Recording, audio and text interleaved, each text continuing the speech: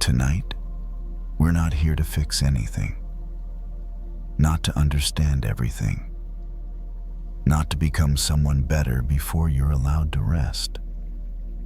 This is a quiet space where we gently let go and return to inner peace through soft Zen stories inspired by the Buddha, shared slowly so your mind can soften and your body can rest. Maybe today asked a little too much from you. Too many thoughts, too many worries, too many small things you tried to hold together. And maybe, just for this moment, you're ready to set them down. Here, you don't need to improve yourself. You don't need to solve tomorrow. You are already enough simply by being here, breathing quietly. Just for a moment. Where are you listening from tonight? Wherever you are, I'm grateful you're here, sharing this quiet space. Let your breath slow as if it remembers the way home. Let your shoulders soften like they no longer need to carry the world. Tonight, we'll listen to a simple story. A story from ordinary life, carrying a small thread of Zen and Buddhist wisdom. Not to give you more to think about, but to help you loosen your grip. Because suffering rarely ends by force. It softens when we stop holding it so tightly. There's nothing to rush, nothing to achieve, only a gentle drifting into rest, into stillness. Whether you stay awake or slowly fall asleep, this moment is already enough. And now, we begin tonight's journey with these Zen stories. There are moments when Henry feels like he's being held in place, not by a specific event and not by anyone else. Just a familiar feeling like sitting in a room where the door is always behind you. You know it's there. You may have even opened it before. But tonight you're still sitting as if an invisible thread is keeping you tied to that familiar chair. Henry is 58, retired for a few years now. His house has been quieter since the children moved out. That evening he sits in the rocking chair on the front porch. The wood creaks softly with each gentle sway. A light breeze carries the scent of dry leaves and damp grass. Nothing is unusual. Everything feels like many other evenings before. He rests his hands on the armrests, fingers loosely intertwined. Not gripping, not fully letting go. A posture so familiar, it feels like his body learned it long ago. Henry looks out into the darkness beyond the yard. A distant streetlight is bright enough to outline the trees, but not enough to reveal details. The darkness isn't threatening. It's just there. A small sound comes from inside the house, the refrigerator kicking on, then falling quiet again. Henry stays seated. Not because there's anything he needs to watch over, just because he's used to sitting like this. Years ago, for a long time, he learned how to always be ready. Listening, watching, staying still. When a habit once helped, it became instinct. And instincts rarely disappear on their own, even when circumstances change. He rocks the chair one more time. The wood creaks again. The steady sound is almost soothing. Henry notices he's waiting for something to happen, but he doesn't know what that something is. There's no specific danger, no problem to solve. Just a sense that he should be here, should stay alert, should be ready. Some prisons don't need high walls, they don't need bars. They exist through habit, through staying in the same place, the same posture, the same reactions, even when the door has been open for a long time. No one locked it, but no one reminded you that you're allowed to stand up. Henry glances toward the front door. The white wooden door is slightly ajar. Not locked. Just a few steps and he could go inside, turn off the porch light, and rest. The thought appears clearly. Then, drifts away. He remains seated, not because he doesn't know he can leave, but because a part of him has grown used to staying with vigilance, staying with the feeling that something is not finished, staying with the idea that if he looks away, something might happen. The wind moves the branches gently. A dry leaf falls onto the porch with a soft sound. Henry turns his head out of reflex, then pauses when he realizes there's nothing to respond to. A very small moment, but enough for him to notice he did that out of habit. Not because of danger, just because his body learned to react that way. He exhales, a little longer than before. Not a sigh, just a fuller breath leaving his body. The rocking chair comes to a stop. The wood goes quiet. In that stillness, Henry feels something unexpected and no one is guarding him. There's no lock, no rule requiring him to stay here another minute. And at the same time, another feeling arises, not quite relief, but uncertainty. If he doesn't sit here anymore, then what does he do? When a habit has lasted long enough, letting go isn't just about opening a door. It's about stepping into an undefined space. Henry places one foot down onto the porch floor, noticing the coolness through the sole of his shoe. He doesn't stand up yet. He just leaves his foot there like a small test. Nothing happens. No alarm. No consequence. If you're listening and you recognize this habit of staying in an old state simply because it's familiar, that's okay. You're not imprisoned. You're just doing something you once learned very well. The question isn't, how do I escape? The question is, have you noticed that the door is already open? Henry keeps his foot resting on the porch floor a little longer. He doesn't lift it right away. He just leaves it there as if his body is getting used to the idea that it can change position. The rocking chair stands still behind him, now no pulling, no holding. The breeze moves through the porch cool and steady, carrying no warning signals at all. He realizes something very simple all this time. No one has been guarding him. He's the one who kept sitting in that spot, repeating the same reaction, the same state of readiness, even when there was nothing left to protect against. And this realization doesn't make him sad. It just makes things clearer. Henry stands up. Not quickly, not with resolve. He stands the way someone stands after sitting for a long time, slow, a little cautious. The chair makes a faint sound as his weight leaves it, then goes quiet. He looks back at it for a second. It's still there, available for another time. Just not now. He takes one step toward the door, then another. The distance from the chair to the front door turns out to be shorter than he thought. Just a few steps.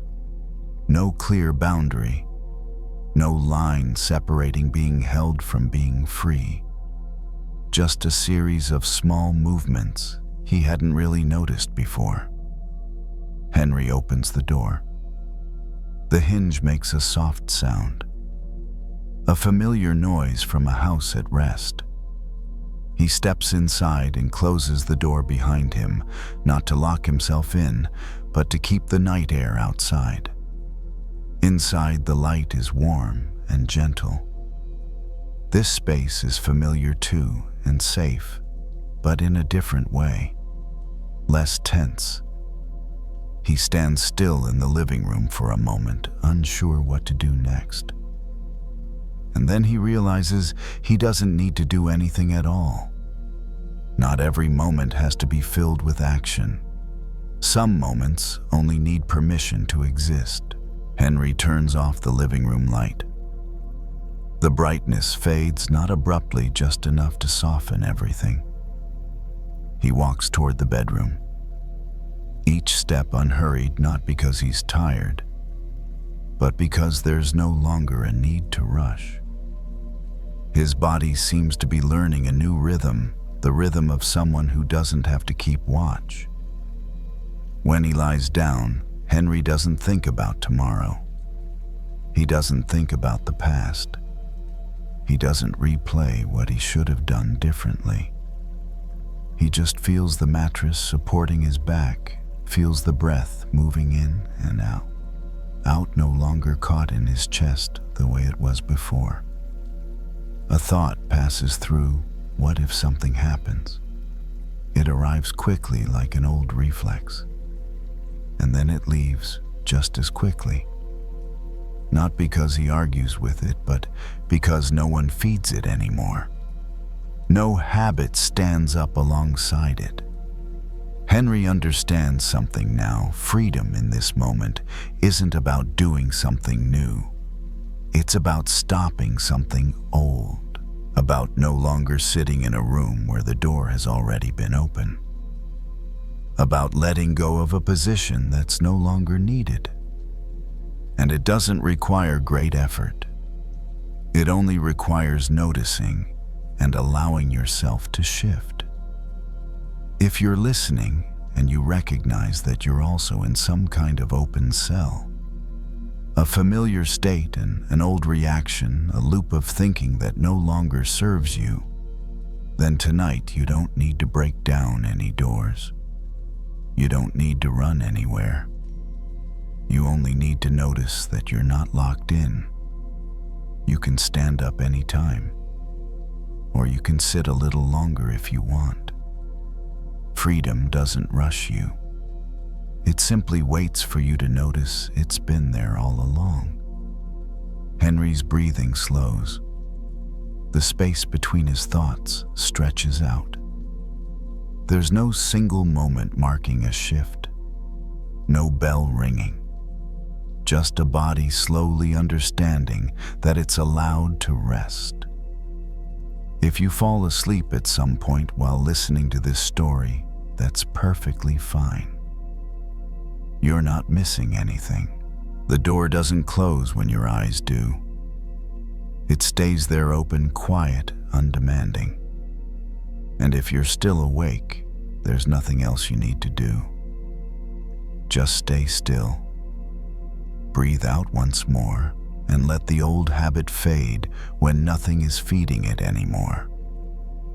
Tonight, no one is holding you captive. There is only a place safe enough for you to stop being on guard and rest.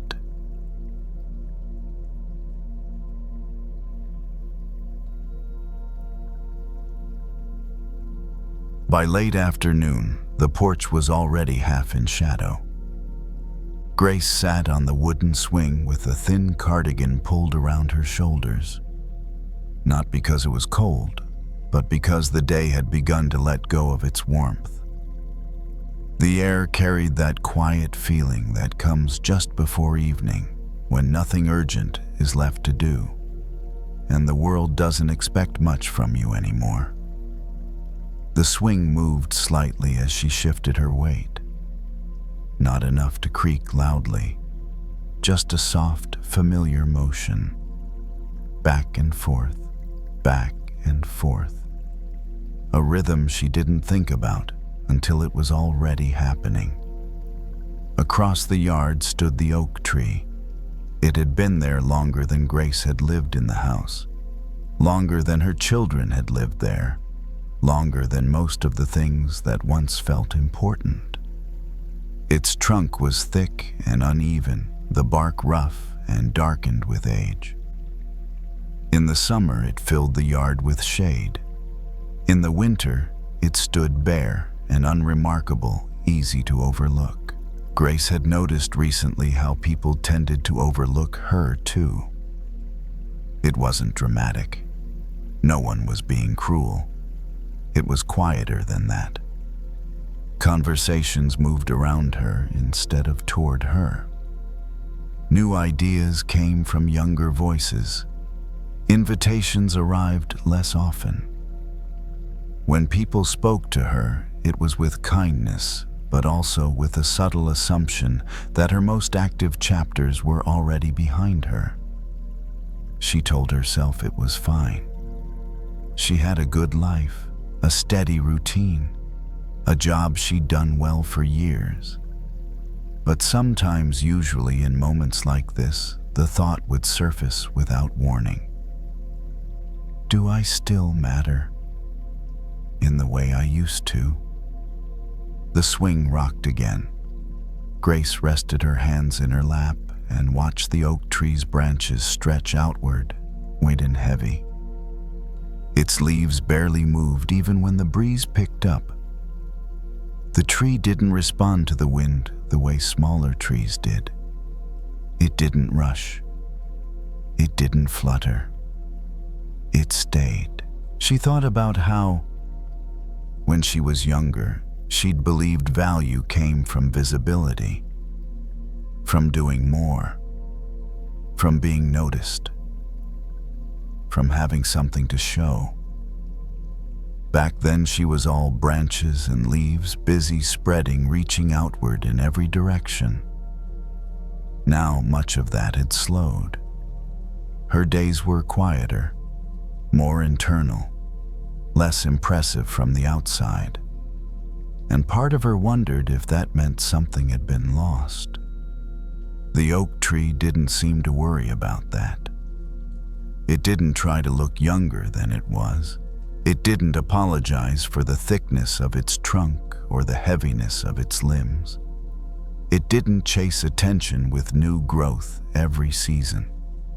It simply stood there, rooted deep, holding the ground in a way that younger trees couldn't. Grace leaned back slightly, letting the swing support her weight. The wood pressed firmly against her spine, steady and real. She felt the tiredness in her body, not the sharp kind, but the deep layered kind that comes from years of showing up. The oak tree had rings.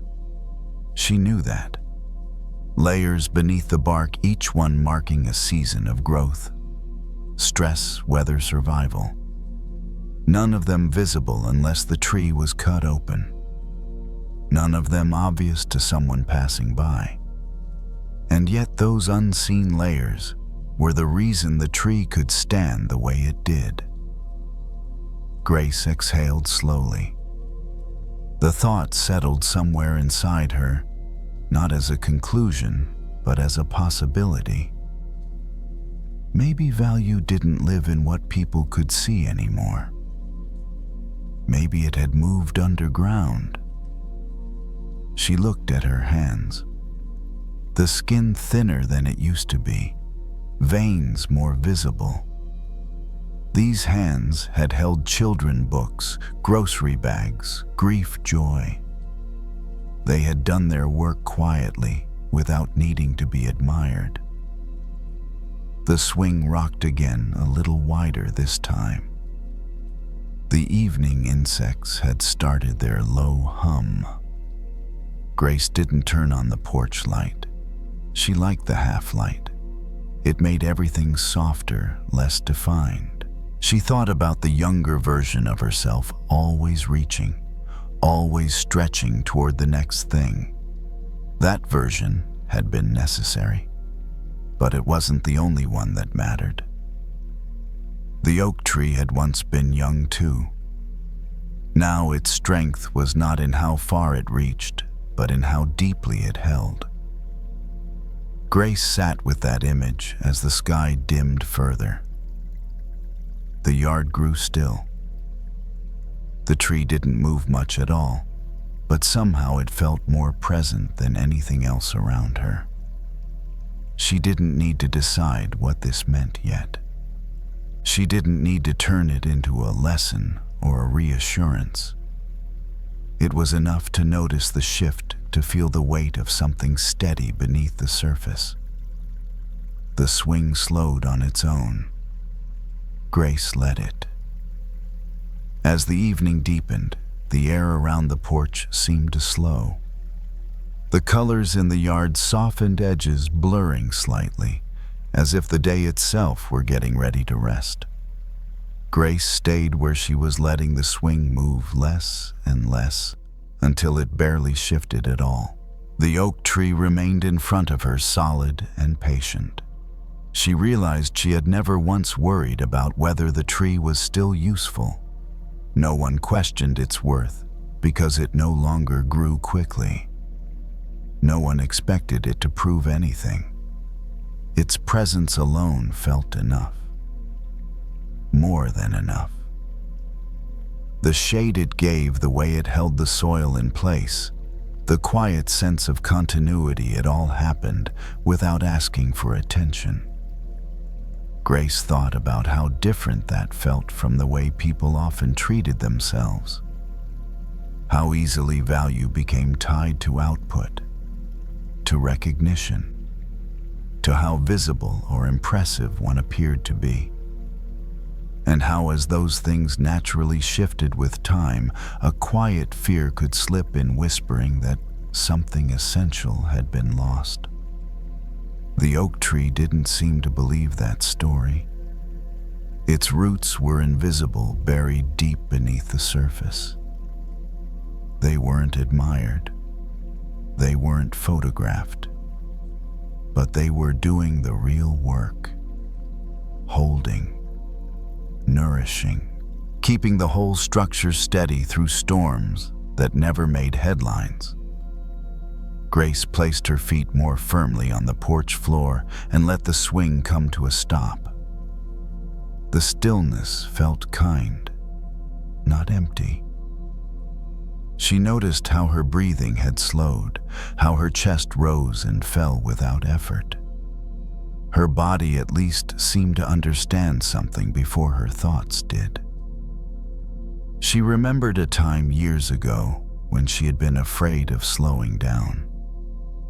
Afraid that if she stopped pushing, she might disappear. That if she wasn't reaching outward, she wouldn't matter anymore. But sitting there now, she didn't feel like she was fading. She felt grounded. The oak tree had weathered seasons Grace could barely remember. Droughts, heavy rains, winters that stripped it bare. And still it stood. Not because it tried harder each year, but because it had learned how to hold itself from the inside. Grace rested her hands on the arms of the swing. The wood was smooth from years of use, familiar, reliable. She thought about all the ways her own life had developed unseen strength through patience, through care, through simply staying when leaving would have been easier. Those things didn't show up on the surface, but they were there. The evening insects grew louder, then settled into a steady pattern. The world didn't rush her to come inside. It didn't demand reflection or resolution. It simply continued, allowing her to be part of it without effort. Grace's gaze drifted back to the oak tree one last time before the light faded completely. She didn't feel the need to compare herself to it. the image wasn't a lesson. It was a quiet companionship, a reminder that growth doesn't always look like expansion. Sometimes it looks like depth. She stood slowly, joints stiff but cooperative, and reached for the porch light. When it came on, the yard changed again, smaller, more contained. The oak tree was still there, partially lit, partially in shadow. Unbothered by the change, Grace paused, hand still on the switch.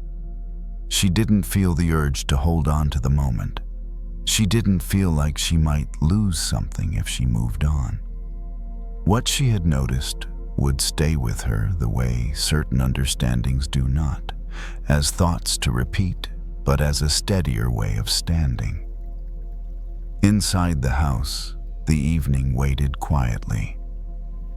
Grace stepped in and closed the door behind her. The oak tree remained outside, rooted and patient, doing what it had always done. Not reaching for the sky anymore, not needing to be seen from far away, just holding the ground. And somehow, that felt like the truest kind of strength there was. By the time Rachel reached the parking lot, the rain had already decided what kind of night it was going to be. Not a storm, not anything dramatic, just steady rain falling straight down, soaking everything without asking permission. She paused beside her car keys, still in her hand, watching water slide across the windshield in thin, uneven lines. Her jacket was already damp at the shoulders. She could feel the cold beginning to seep in, the kind that doesn't shock you, just slowly settles. Rachel was 39, a single mom, an office administrator who spent most of her day holding things together quietly.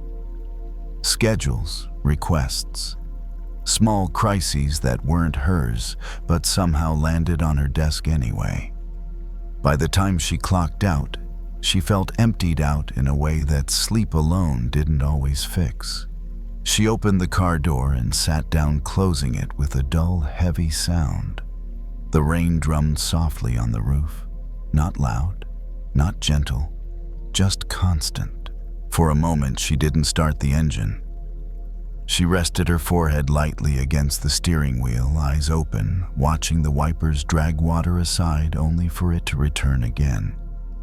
Clear, blurred, clear, blurred. That's what the day had felt like. Her mind replayed the small things. A missed call from her son's school, a comment from her supervisor that wasn't criticism but wasn't reassurance either. A to-do list that kept rearranging itself no matter how many boxes she checked. None of it was unbearable.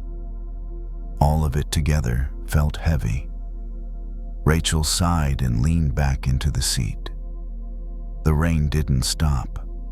It didn't respond to her mood. It didn't speed up or slow down because she needed a break. And oddly, that helped. Rain had a way of doing that, reminding her that not everything was reacting to her effort. Some things were simply happening whether she managed them or not. She turned the key. The engine came to life with a low hum. The heater kicked in slowly, air still cool at first. She reached up and wiped a small circle on the windshield with her sleeve, then stopped. The glass fogged again almost immediately. No point fighting it. Rachel let the wipers do their steady work. Back and forth, back and forth. Each pass cleared the view just enough to see the painted lines on the asphalt shining faintly under the lot lights. Driving home in the rain always made time stretch. Traffic slowed. Everyone moved more carefully. There was less urgency in the air, as if the world itself had decided to ease up. As she pulled out of the lot, Rachel noticed how the rain softened the edges of everything. Streetlights blurred into warm halos, brake lights smeared into red reflections on the road. The usual sharpness of the city faded. She didn't have to see far ahead, just the car in front of her, just the curve of the road. Fear often showed up for Rachel like this, not as terror, but as accumulation. A sense that if she wasn't careful, something would slip. Something would go wrong. Someone would need her, and she'd be one step behind. But the rain didn't ask her to hurry. It soaked the road evenly, washing dust into the gutters, dulling the sharpness of the day. She remembered standing in rain as a kid, hating the wet clothes, loving the smell afterward. The way everything felt quieter once the rain passed. Rachel loosened her grip on the steering wheel. She hadn't noticed how tight it was until her hands relaxed. The car moved steadily forward. No skidding, no drama, just motion. The rain didn't fix anything. It didn't solve her problems. It didn't rearrange her responsibilities. But it changed the texture of the moment. And sometimes that was enough. She turned onto her street windshield wipers, still keeping rhythm, and felt a small, unfamiliar sense of relief. Not because things were suddenly better, but because she wasn't fighting the weather anymore. The rain could fall. The road could be wet. Her day could be heavy, and she could still make it home. By the time Rachel pulled into her driveway, the rain had softened into something quieter. It still fell, but more patiently now, as if it had said what it needed to say and was content to keep going without attention. She turned off the engine and sat there for a moment, listening to the ticking sound of cooling metal. The rain tapping gently on the windshield. The house in front of her looked dim and familiar. One porch light glowing like it always did. Nothing about it promised answers. It just promised shelter. Rachel stepped out of the car and felt the wet ground beneath her shoes. The air smelled clean in a way it hadn't earlier, washed of dust and heat. She didn't rush. If her jacket got wetter, that was fine. It wasn't something she needed to fix right now. Inside, she kicked off her shoes by the door and hung her jacket on the back of a chair. A small puddle formed on the floor beneath it. She noticed it, then decided to leave it for later. The house was quiet, the kind of quiet that didn't feel empty, just paused. She moved through the living room, turning on a lamp instead of the overhead light. The softer glow made the space feel gentler, as if the day had loosened its grip the moment she walked in. She filled a glass with water, took a slow sip, then another. Rain had a way of doing this, not erasing what came before, but rinsing it. Letting the sharp edges dull. Letting things settle where they landed instead of scattering them further. Rachel sat down on the couch and leaned back, listening to the distant sound of rain through the walls. It was muffled now, almost like a memory of sound rather than the thing itself. Her shoulders dropped a little, then a little more. The worries from earlier didn't disappear. They were still there somewhere. Tomorrow would still come with its questions. Her responsibilities hadn't changed shape just because it rained. But the fear that usually wrapped itself tightly around those thoughts had loosened. She noticed how fear often tried to rush her, to solve, to plan, to imagine outcomes before they arrived. It liked to stay ahead of time, as if being prepared meant being safe. But tonight, the rain had slowed everything down enough that rushing felt unnecessary. The future could wait outside like the rain itself, present but not pressing. Rachel closed her eyes for a moment, not to escape, just to rest them. Her breath found its own rhythm, longer on the exhale, quieter on the inhale. She didn't adjust it. She didn't guide it. She let it be what it was. There was a strange comfort in realizing that change didn't always announce itself dramatically. Sometimes it came like rain, inconvenient, unwelcome, unavoidable, and then quietly did its work. The road outside had been dusty before. Tires kicked up grit, wind carried it everywhere. Now it lay darker, smoother, easier to drive on. The rain hadn't asked whether the dust wanted to leave. It just passed through. Rachel opened her eyes and looked around the room again. Everything was still where she left it.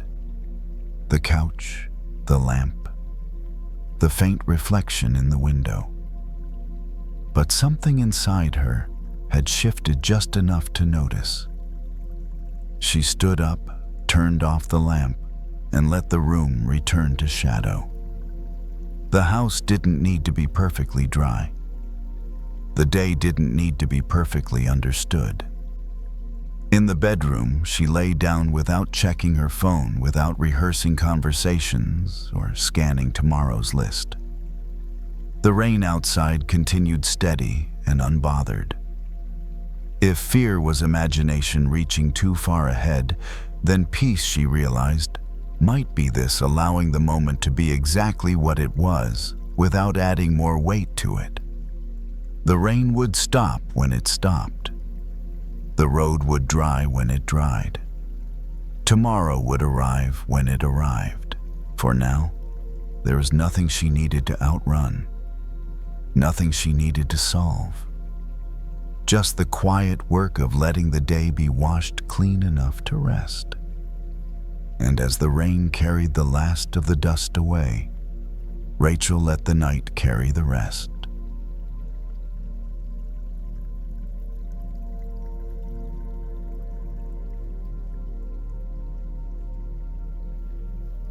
Nina didn't plan to garden that afternoon. She'd only stepped into her tiny backyard to take out the trash, still wearing her daycare t-shirt with a cartoon sun on the front. The day had been one long stretch of small hands and loud feelings, kids melting down over the wrong cup, the wrong snack, the wrong crayon. By the time she got home, her patience felt used up in the same quiet way a phone battery dies. Not dramatic, just suddenly red. The air outside was warm, but not sticky. The kind of late-day light that makes everything look softer than it felt. Nina paused near the fence and noticed a cluster of weeds pushing up along the edge of the garden bed. Thin stems, stubborn leaves, little green flags claiming space. She stared at them longer than she needed to, because that's what anger does sometimes. It finds a harmless target. She told herself, I should pull those. It'll take 5 minutes. It'll feel productive. She went inside, washed her hands, and came back out with a pair of gardening gloves she'd bought months ago and barely used. When she slid them on, the fabric felt stiff and new.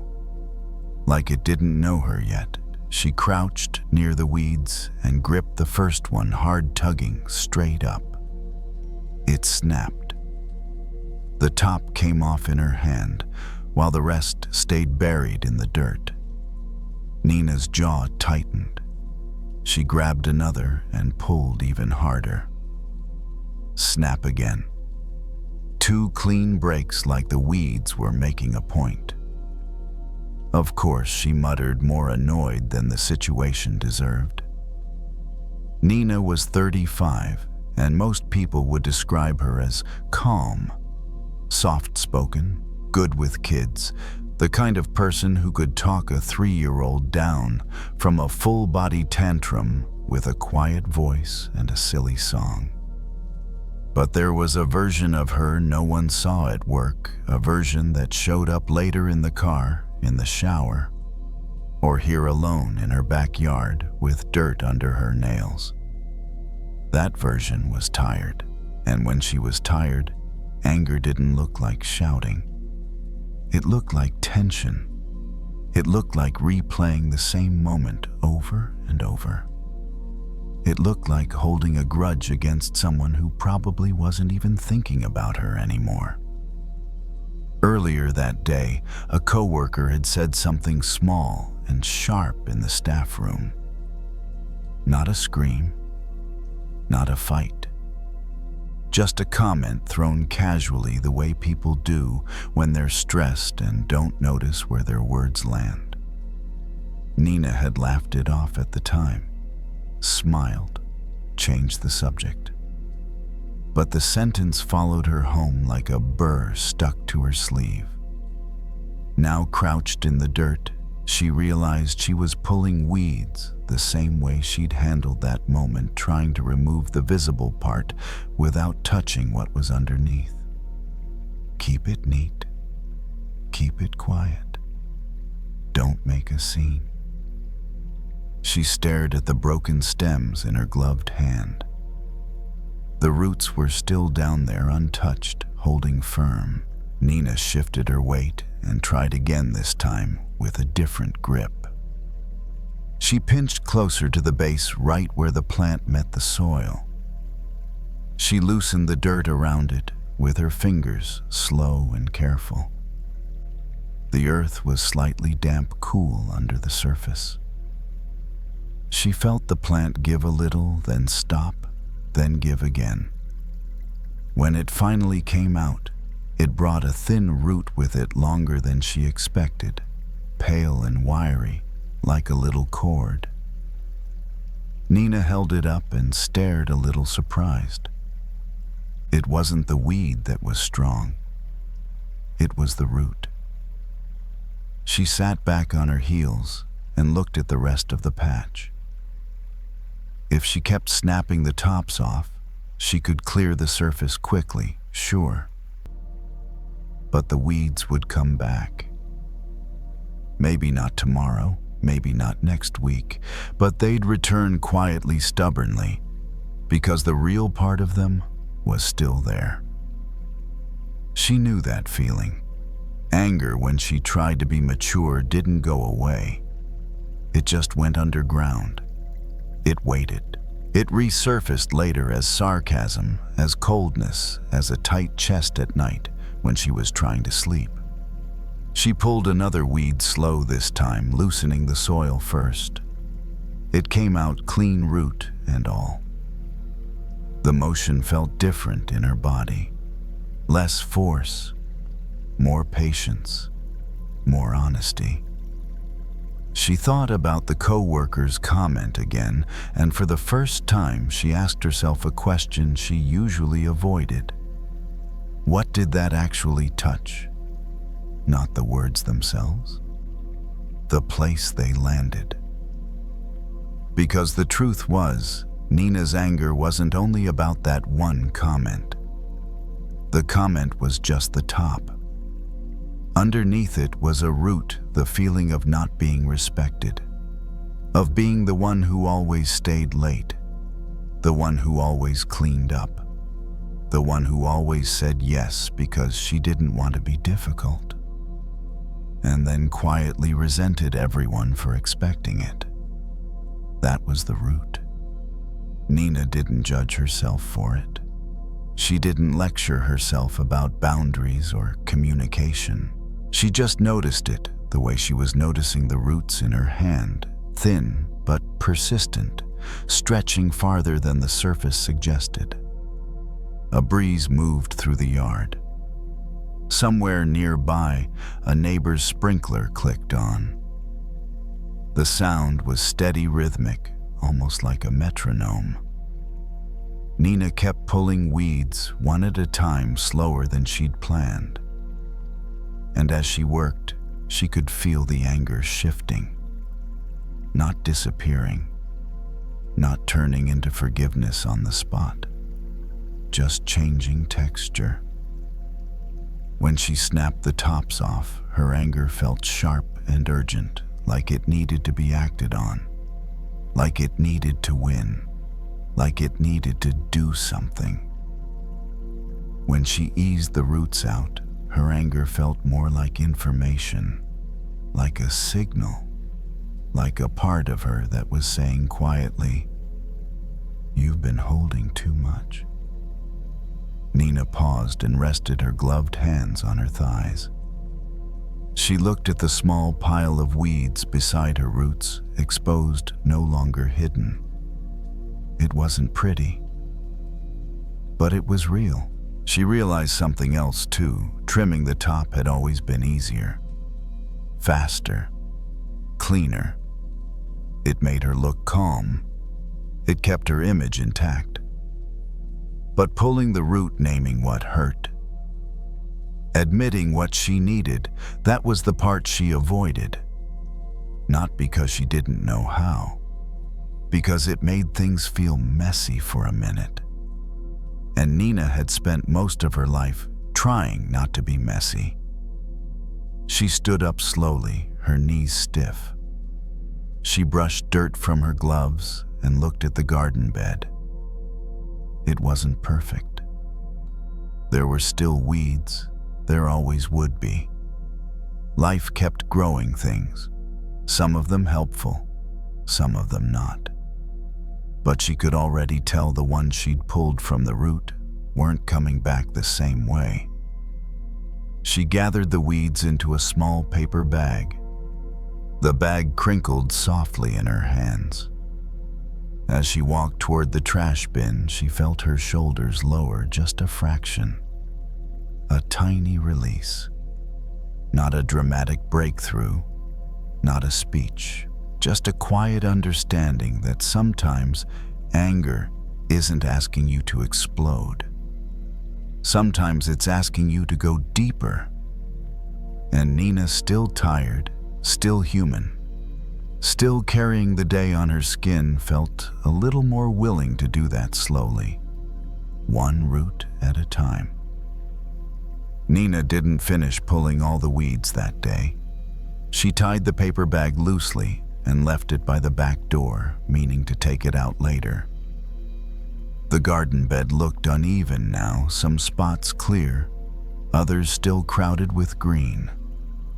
It wasn't the neat before and after she usually preferred, and somehow that felt right. Inside, she rinsed her hands at the sink.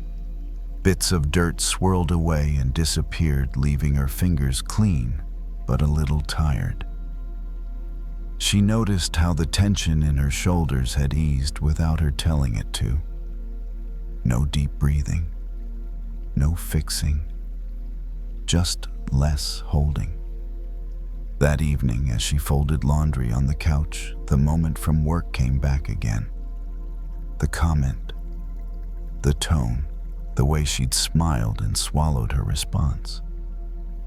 But this time, the memory didn't flare. It arrived quietly, like a weed she already recognized. She didn't push it away. She asked the same question again, gently. "What's the root here?" The answer didn't come as words right away. It came as a feeling in her chest. Tight, familiar. The feeling of being overlooked. Of being the one who adapts so others don't have to.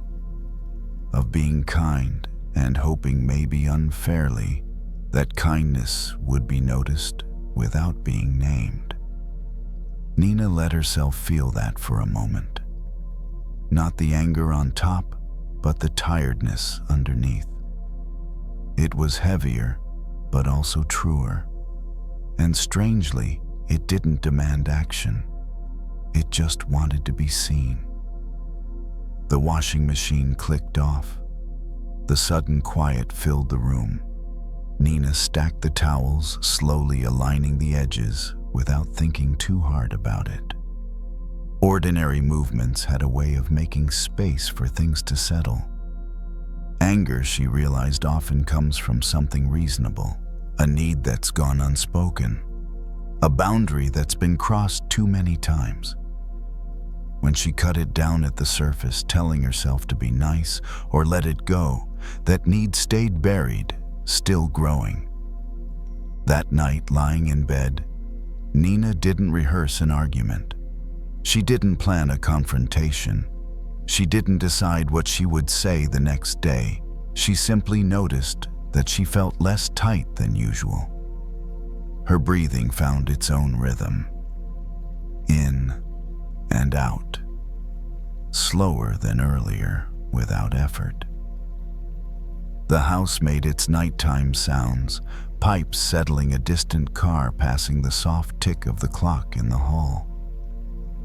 She thought about the garden again.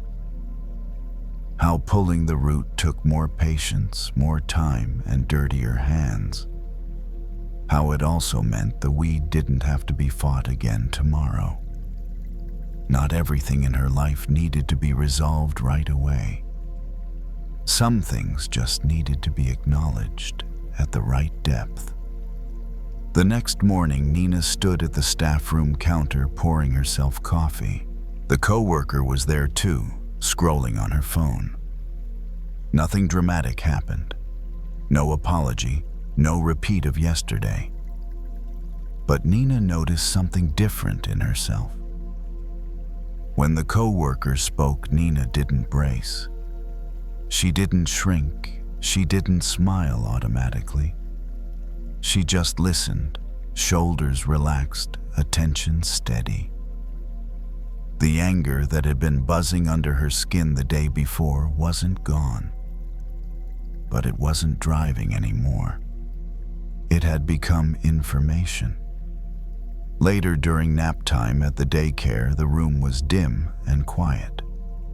Small bodies rose and fell on their mats. Nina sat in her chair, hands resting loosely in her lap. She felt tired but not depleted. There's a difference. Exhaustion that comes from giving too much feels sharp, resentful. The tiredness she felt now was softer, honest. The kind that comes from doing the work that actually matters. That afternoon, when she got home, Nina stepped into the backyard again. The weeds she'd left were still there, of course. Life didn't rearrange itself overnight. She pulled one more slowly, feeling the soil loosen, the roots slide free.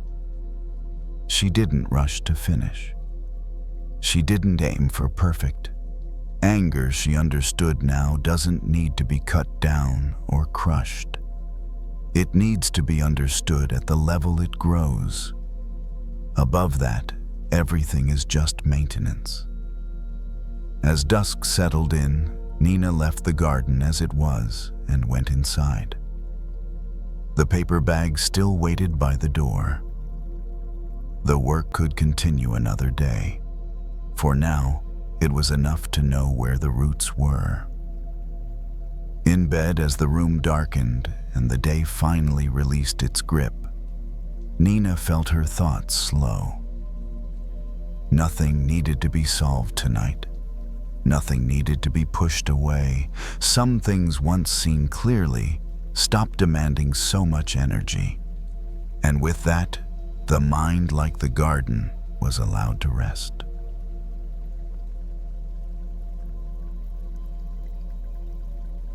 Carla has always thought of herself as someone who knows how to care. Caring at the right moment. Checking in just enough. Remembering small details that others tend to forget. With her clients' hair, she does the same, watching closely, sensing moods, adjusting her tone so people feel looked after. Caring is how she shows love. But on some nights when everything is finally quiet, Carla feels a very specific kind of tired. Tired from caring too much. And deeper than that, tired from the fear that if she stops caring, everything will dry up. Carla is 48, a hairstylist at a small neighborhood salon.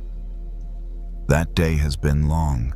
Many clients, many stories, many emotions that people leave behind without realizing it. When she gets home, she changes clothes, washes her face, then steps out into the backyard almost automatically. The yard isn't big, just a small space with a few potted plants, a row of basil, a small flowering bush by the fence. String lights on the porch cast a warm glow, softening everything. She picks up the garden hose. Water bursts out with a light hiss, then settles into a steady stream. Carla turns it toward the nearest pot, watering thoroughly, as if the plant has been waiting for her all day. The soil darkens, the smell of damp earth rises. She keeps watering longer than necessary, even though the soil already shines with moisture. In her mind, a conversation is being watered the same way. A text from her daughter earlier that afternoon, just 2 words, "Okay, Mom." Carla has read it again and again. What kind of okay is that? Is she upset? Tired? Is something wrong? She's not saying. Carla has typed a longer message, deleted it. Typed another, deleted that too. She tells herself she's just being caring. But the feeling in her chest doesn't feel like care. It feels like worry. Like the need to control. Like the fear of being left out. Carla moves to the second pot, a small plant she only planted a few weeks ago. The leaves are still thin and new. She waters more gently, but still too much. Water begins to spill over the edge of the pot, running across the concrete in thin lines. She pauses, watching the water flow away, and suddenly notices something simple: the soil is soaked. The plant doesn't need more water. It needs air. Space in the soil so the roots can breathe. She stands still. The water keeps running. Her hand hasn't turned the hose off yet. Carla lowers the flow, then shuts it off completely. The quiet that follows is surprisingly loud. Like turning off a machine that's been running all day and suddenly hearing the house breathe. Carla looks down at the pot. The soil is saturated. Droplets cling to the surface. She remembers something a client once said about love. "I cared so much, I made them feel suffocated." At the time, Carla nodded like it was someone else's story. Tonight, the words return and rest gently on her chest. Some relationships are like plants. They need care. But if you water them every day, watering to be sure, watering because you're afraid they'll die, the roots lose their space to breathe. Not because the other person doesn't need love, but because love mixed with anxiety turns into pressure. Carla leans the hose against the wall and sits down on the back steps. The string lights cast a warm glow across her knees. The night air is cool. She hears distant cars, insects, and the sound of her own heart beating a little fast with a familiar restlessness. What if I don't text again? What if I don't ask more questions? What if I leave things alone and they drift away? She looks at the phone resting on the small table by the door. The screen is dark. No notifications. Carla feels the urge to pick it up to check to send one more message just to be sure. And in that moment she sees it clearly. This is a habit. A habit born from love, but fed by anxiety. Carla doesn't judge herself. She's lived this way for years. With clients, with family, with friends. She's used to keeping connection by doing more. But tonight, sitting in front of pots heavy with water, she realizes something very simple. Sometimes loving isn't about adding more. It's about doing less. Less checking. Less intervening. Less watering something that's asking for space. She places a hand on her chest, reminding her body that she's still here. Not abandoned just because she hasn't sent another message. She inhales, then exhales. That exhale lasts a little longer, as if she's experimenting with doing nothing. If you're listening and there's someone in your life you keep wanting to water with worry, texting more, asking more, imagining more, that's okay. You're not wrong for caring. You're just using too much water on roots that need air. Carla looks back at the small plant. Its leaves are still green. Nothing has died just because she turned off the hose. And maybe a relationship is the same way.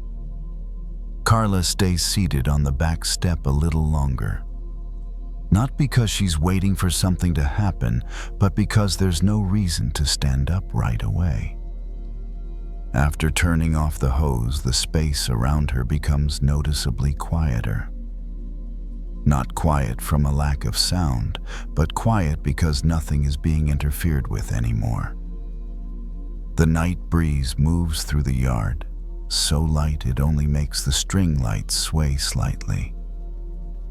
Carla draws her shoulders in a bit, feeling the cool air on her skin.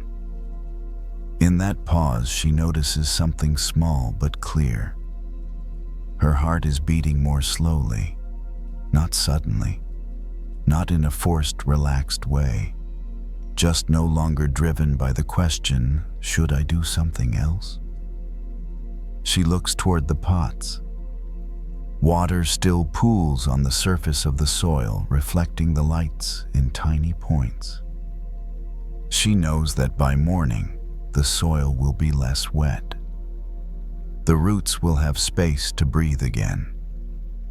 She doesn't need to stand guard. She doesn't need to adjust anything.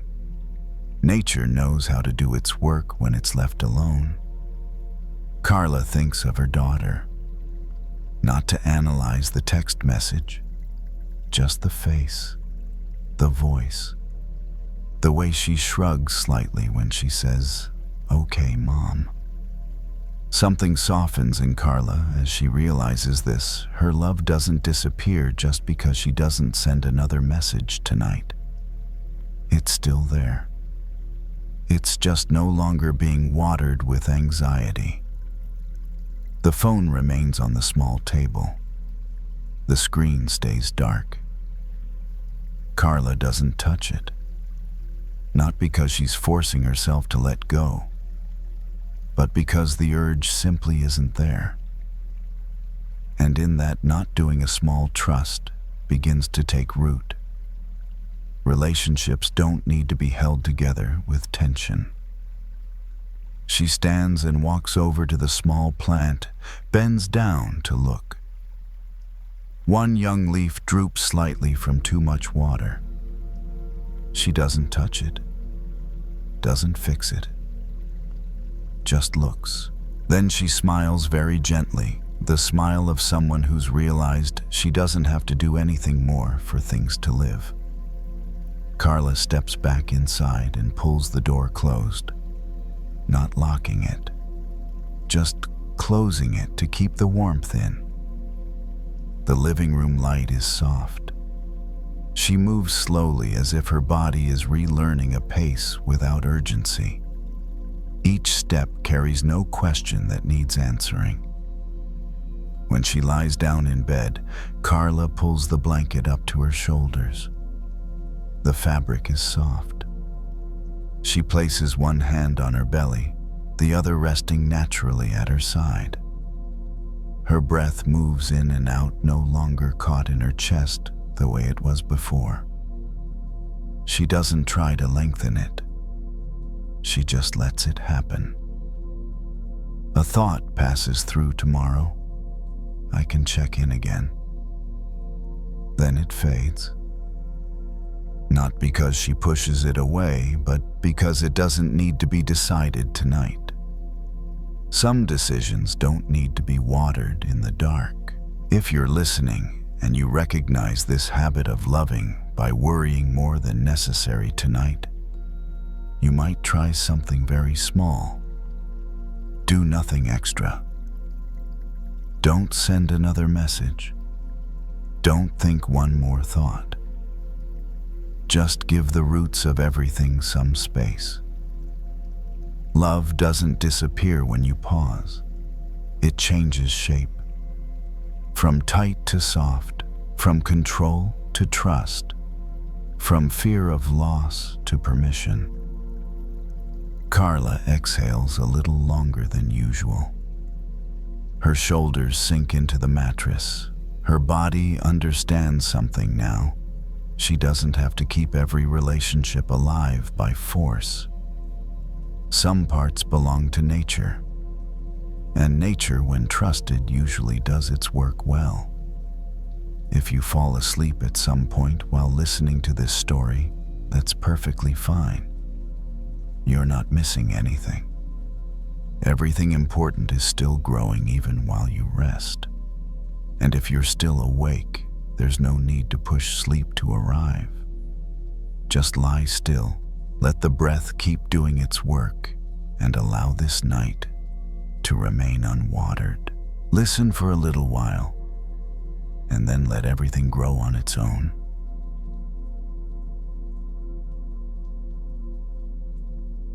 The box was heavier than Jason expected. It scraped softly against the wood floor as he pulled it out from under the bed, inch by inch, like it had been hiding down there on purpose. A thin layer of dust coated the top. He ran his finger across it and left a clean line through the gray. Jason sat back on his heels and stared at the box for a moment, as if waiting for it to explain itself. He hadn't planned to do this tonight. He'd only meant to straighten up his room, fold a couple shirts, stack some papers, clear the chair that had become a second closet. It was late and he'd been feeling restless in that familiar way. The way you feel when you've spent too much time in your own head and not enough time in your own life. He was home for a few days between semesters, staying in his childhood bedroom. The room looked almost the same as it always had, just slightly emptier now.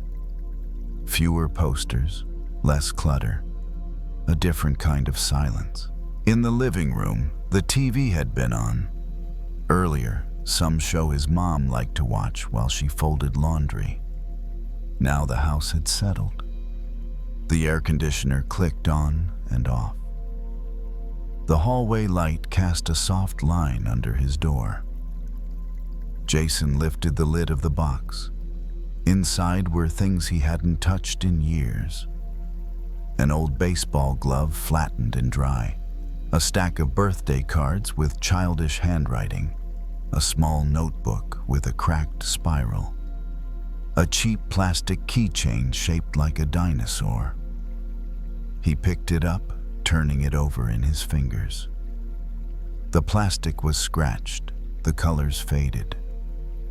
For a moment he felt something in his chest, small and sudden, like a door opening briefly into a room he'd forgotten existed.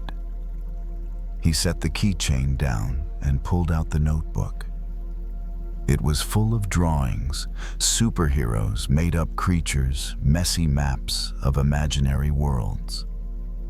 He flipped through the pages slowly, not laughing, not cringing, just watching. The kid who made these drawings hadn't been worried about being impressive. He'd been worried about whether the next page had enough space. Jason closed the notebook and leaned back against the bed frame.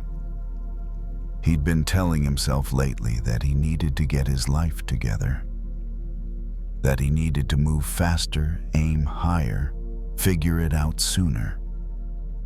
He'd been scrolling through other people's lives like they were instruction manuals, comparing timelines, comparing accomplishments, comparing confidence. And every time he tried to catch up to that imagined standard, something in him felt more tired, not more alive. Tonight, the box under the bed wasn't offering him a plan. It was offering him a memory of being okay without one. He reached in again and found a small trophy, the kind kids get just for participating. It wasn't shiny anymore. The gold paint had dulled. The plastic base was chipped. The little figure on top looked almost comical. Jason smiled despite himself. He remembered holding it with both hands, walking out of the gym like he'd won something huge. He remembered his dad clapping his mom taking a picture. The trophy hadn't been proof that he was the best. It had been proof that he'd shown up. And somehow back then, that had been enough. Jason set the trophy on the floor beside him. He looked around the room, the familiar dresser, the old desk with a few new scratches, the closet door that didn't close all the way unless you lifted it slightly. Everything looked ordinary. Nothing about it screamed treasure. And yet sitting here surrounded by these small pieces of his own history, he felt a warmth he hadn't felt in a while. Not excitement, not motivation, just a quiet sense of being held by something simple. He realized how often he'd been searching for happiness like it was somewhere else, somewhere farther, somewhere bigger, somewhere that would finally make him feel certain, like happiness was a destination and his current life was just the waiting room. But the kid who had lived in this room hadn't been waiting for his life to begin. He'd been living it. Jason picked up one more item from the box, a folded piece of paper creased many times. He opened it carefully. It was a list written in pencil titled, "Things I Like." Underneath were simple entries: pizza, drawing, rain, being home when it's dark outside, mom's hot chocolate, when dad tells jokes. Jason read the list twice. The words weren't deep. They weren't wise. They weren't trying to sound like anything. They were honest. He felt his throat tighten slightly, not with sadness exactly, but with recognition. There had been a time when joy didn't require permission, when liking something didn't have to be justified, when being alive in a small moment was enough. Jason folded the paper back up and held it in his hand for a long second. Outside his room, the house stayed quiet. The air conditioner hummed. Somewhere, the refrigerator made a soft clicking sound. He slid the box a little closer, as if wanting it nearby.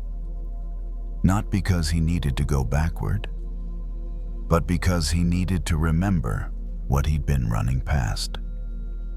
Jason didn't rush to put anything back. He sat there on the floor a while longer, the box open beside him, the small pile of objects spread out like a quiet map of where he'd been. None of it felt heavy now. None of it asked him to go back or become someone he no longer was. It just existed calmly, without expectation. He leaned his back against the bed and let his legs stretch out in front of him. The carpet felt familiar under his palms, worn thinner in the spots where he'd once sat to do homework or build something out of nothing. The room held his weight easily, like it remembered how. Jason thought about how often he'd been chasing a feeling of arrival.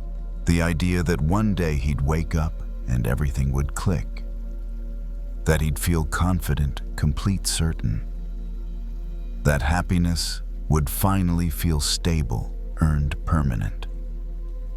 It was a tempting story, a motivating one. But sitting here now, it felt slightly off, like a direction sign that kept pointing farther away from where he already was. The box hadn't given him answers. It hadn't offered a future. It had simply reminded him that contentment had once lived in ordinary things.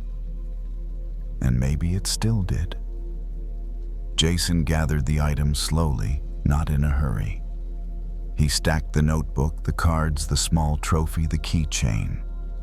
Each thing returned to the box without ceremony. When he reached the folded list, he paused again. Being home when it's dark outside. He looked around the room, lit only by the lamp on his desk. The rest of the house was quiet, safe. Nothing demanded his attention. For the first time in days, his mind wasn't racing ahead to the next requirement. He was home. It was dark outside. And somehow, that was enough. Jason placed the paper back into the box and closed the lid. He didn't slide it all the way under the bed this time. He left it halfway out like a reminder that it was there if he ever needed it again. He stood, stretched his arms overhead, and felt his back release slightly. The familiar stiffness eased. His body, like the room, seemed relieved to stop being measured against anything else. Jason changed into an old t-shirt and lay down on the bed. The mattress felt softer than he remembered. Or maybe he was just more willing to let himself sink into it. He stared up at the ceiling for a moment, watching the faint shadows shift as a car passed outside. His thoughts drifted not in a searching way, but in a slow, wandering one. He thought about how often people missed their own lives while trying to upgrade them. How easy it was to overlook what was already holding you quietly every day. The treasure under the bed hadn't been about the past. It had been about presence. Jason rolled onto his side, tucking the blanket around himself. The house made its usual nighttime sounds. Pipes settling. A floorboard shifting somewhere. Familiar noises that didn't need interpretation. He felt his breathing slow. His jaw unclenched. His shoulders softened into the mattress. If happiness was a place, it didn't seem far away anymore. It seemed close, almost obvious, like something that had been there the whole time, waiting patiently while he looked elsewhere. Jason didn't label the feeling. He didn't try to hold on to it. He let it be what it was, quiet, gentle, complete enough. The box stayed where it was half hidden, half seen. The room stayed ordinary, and Jason rested inside it, not searching, not striving, just here. And for tonight, that was all that was needed.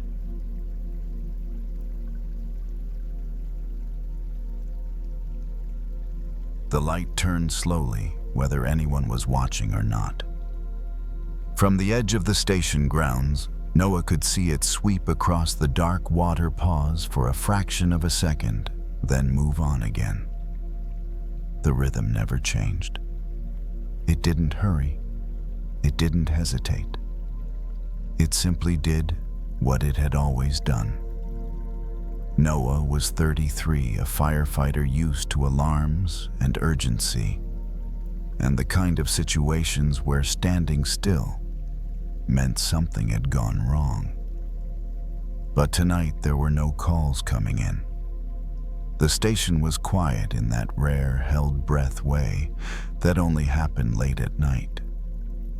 He sat on the lower bunk, boots lying neatly on the floor, turnout jacket folded over the back of a chair. His wedding ring rested between his fingers. He turned it once, then again, a habit he'd picked up without noticing. Outside, the lighthouse kept its slow rotation. Noah hadn't planned to think about anything heavy tonight. He hadn't planned to think at all. But stillness had a way of making space, and space had a way of letting things drift in. Earlier that week, he'd stood in a hospital hallway, waiting for news that hadn't arrived on schedule. He'd been trained to respond to emergencies, to move toward danger, to do something. Standing there, unable to act, had felt strangely harder than running into smoke. Fear didn't always feel like panic to him. Sometimes it felt like vigilance that couldn't switch off. A body that stayed ready even when there was nothing left to prepare for. The lighthouse beam slid across the water again, catching the surface just long enough to reveal movement waves rising, collapsing, rearranging themselves endlessly. The light didn't stop the waves. It didn't calm the water. It didn't control the storm systems far out at sea. It just stood. Noah leaned back against the wall and let his shoulders rest there. The building was solid familiar. He could hear a faint hum from the generator, the quiet shuffle of someone moving in the hallway upstairs. Ordinary sounds. Reassuring ones. He remembered visiting this coastline years ago, long before he wore this uniform. He'd stood much closer to the lighthouse than close enough to feel the vibration of its machinery through the ground. Back then, he'd assumed the light existed to save ships, to guide them perfectly to shore. Now he knew better. The lighthouse didn't guide ships home. It didn't promise safety. It simply marked a point. Something steady to orient around when everything else was moving. Noah rolled the ring between his fingers and slipped it back onto his hand. The metal felt cool, then warm as it settled. He didn't think about the future in detail. He didn't replay worst-case scenarios. He'd done enough of that already. Instead, he let his eyes rest on the light as it moved again and again. Fear liked to whisper that he had to hold everything together, that if he relaxed his attention even briefly, something terrible would happen. That responsibility meant constant tension. But the lighthouse wasn't tense. It didn't brace itself against the wind. It didn't strain to shine brighter when the sea grew rough. It trusted its structure, its foundation. The simple truth that being present was enough. Noah felt his breathing slow as he watched. In through his nose, out through his mouth. He didn't regulate it. He didn't correct it. He just noticed it happening. There would be storms again. He knew that. There would be calls in the middle of the night, moments that demanded everything he had. But tonight wasn't one of them. Tonight asked for something different. It asked him to stop scanning the horizon for danger and let the dark be dark. To allow uncertainty to exist without filling it with fear. The lighthouse beam swept past once more, steady and patient. Noah closed his eyes briefly, then opened them again. The light was still there. The water was still moving. Nothing had fallen apart in the moments he'd rested. Sometimes strength isn't about bracing yourself. Sometimes it's about staying where you are and letting the storm move around you. Noah stayed seated, grounded by the weight of his body, the quiet of the station, the dependable turn of the light. He didn't need to do anything else. Not yet. The night deepened without announcing itself. Noah noticed it, not by the clock, but by the way the station settled into a heavier quiet. Footsteps upstairs faded. A door closed softly. Somewhere a kettle clicked off after boiling and was forgotten. The ordinary sounds of people winding down, trusting the building to hold the rest. Outside the lighthouse continued its slow turning. The beam crossed the water, disappeared, then returned again, unchanged. It didn't react to the dark. It didn't measure it. Noah lay back on his bunk, hands folded loosely on his stomach. The mattress was firm, practical, the kind designed to support a body that might need to move quickly. Tonight, it only needed to support stillness. His thoughts drifted toward the things he couldn't control. Health, timing, outcomes. The kind of things that didn't respond to training or effort. He noticed the familiar urge to prepare, to imagine scenarios, to brace for impact. Then he noticed something else. The lighthouse didn't brace. It didn't tense its structure when the wind picked up. It didn't adjust its pace based on the sea's mood. It stayed rooted not because it was resisting the storm, but because it was built for change. That difference mattered. Noah exhaled slowly. The ring on his finger caught a trace of light as the beam passed, then slipped back into shadow. He let his hand relax, fingers uncurling naturally. There was a quiet permission in realizing that vigilance wasn't the same as care. That being alert all the time didn't actually protect the people he loved. It only wore him down. Care could be steady without being tight. Outside, the water shifted again, waves reshaping themselves in the dark. The lighthouse didn't follow them. It didn't try to correct their movement. It simply offered a point of reference, something constant in a field of motion. Noah felt the same kind of reference point inside his body now.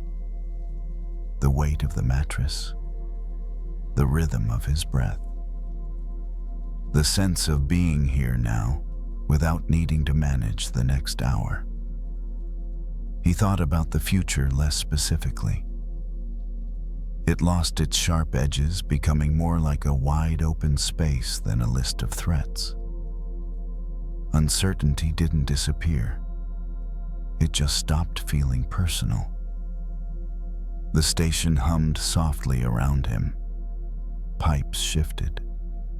The building breathed in its own way. All of it functioned without his supervision. Noah closed his eyes and let the darkness remain. It didn't feel empty. It felt full of movement he didn't need to track. The lighthouse beam passed again, unseen this time, but still there. He didn't need to see it to trust it. There was a kind of strength in that, in knowing that steadiness didn't require constant attention. That support didn't vanish just because you stopped watching it. Noah's breathing slowed further. His body softened against the mattress. The tension he carried as a second skin loosened layer by layer. Storms would come and go, waves would rise and fall. Some nights would ask more of him than others, but not this one. Tonight was allowed to be simple. The lighthouse would keep turning. The sea would keep moving, and he could rest inside that rhythm without holding it together.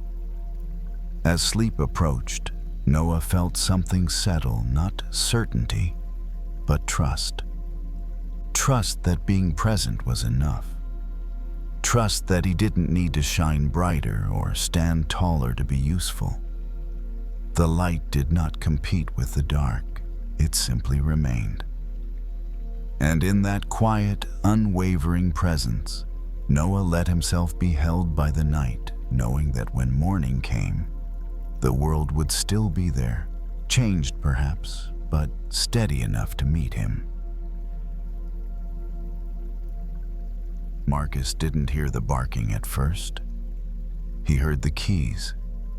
That familiar metallic clatter as he dropped them into the ceramic bowl by the front door, the sound echoing just slightly in the quiet of his hallway. His shoulders were heavy in that end-of-shift way, UPS. Brown still on him, dust on his shoes, the faint ache in his calves that always showed up right when he stopped moving. It was late enough that the neighborhood looked half asleep. Porch lights were on, windows were dark. Somewhere down the street, a TV flickered behind curtains. Marcus stepped onto his driveway and stood there for a second with his hands on his hips, letting the night air cool the heat under his collar. He wasn't thinking about much. He was thinking about nothing, which was the closest thing to peace he'd had all day. Then it started. A dog 2 houses down barking hard against the fence line. Not a playful bark, the kind that comes from fear or territory, or just too much energy trapped in a small body. Marcus didn't mind dogs. He'd grown up with one. But this bark was sharp, repetitive, relentless, like a car alarm that didn't know it was unwanted. He paused, listening. 1 bark became 3. 3 became 10. It didn't slow down, didn't soften. It just kept firing. Marcus felt the first spark of irritation in his chest. He'd had a day full of things like this, small annoyances that added up. A customer who yelled because a package was a day late. A car that cut him off. A supervisor who asked him to pick up the pace without asking if he'd eaten lunch. Nothing catastrophic, just pressure without air. Now, standing in his driveway, Marcus could feel his patience thinning at the edges, like paper tearing. The barking slid right into that tear. He looked toward the fence, toward the shadowy shape jumping and barking at nothing. A part of him wanted to yell just a quick "A," to shut it down, to push back to reclaim silence. Another part of him knew it wouldn't help. You can't argue with a barking dog. You can make noise back. You can throw your own frustration into the air. You can stand there and try to win. But the dog won't suddenly understand your logic and calm down out of respect. It will just bark louder. Not because it's evil, but because it's a dog. Because barking is what it has. Marcus had learned a version of this with people too.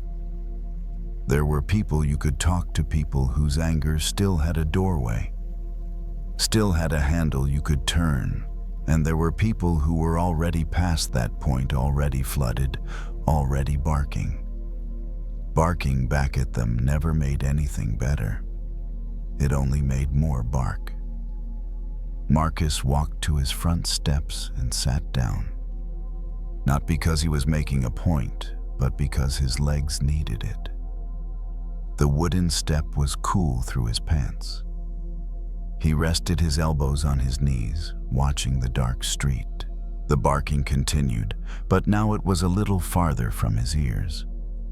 He could still hear it, but it wasn't inside him. He thought about an argument he'd had with his brother a few months ago. It started over something stupid: who would drive their mom to an appointment. It escalated quickly like it always did. One sharp sentence, then another, then both of them saying things they didn't mean, just to feel like they weren't losing. Later, Marcus couldn't even remember the original topic. Only the heat, only the tightness in his throat, only the way his hands shook slightly after he hung up. It was like barking, not words, not conversation, just sound and defense and fear pretending to be strength. Marcus stared at the dog's yard in the distance. The fence was too high to see much, but he could hear the rhythm: bark, bark, bark, a brief pause, then more. The dog wasn't angry in a human way. It was overwhelmed. It didn't know what else to do with a feeling in its body. Marcus felt a strange tenderness in that thought. Not for the noise, but for the truth of it. He realized something else. His own irritation was the same kind of feeling. Not elegant, not wise.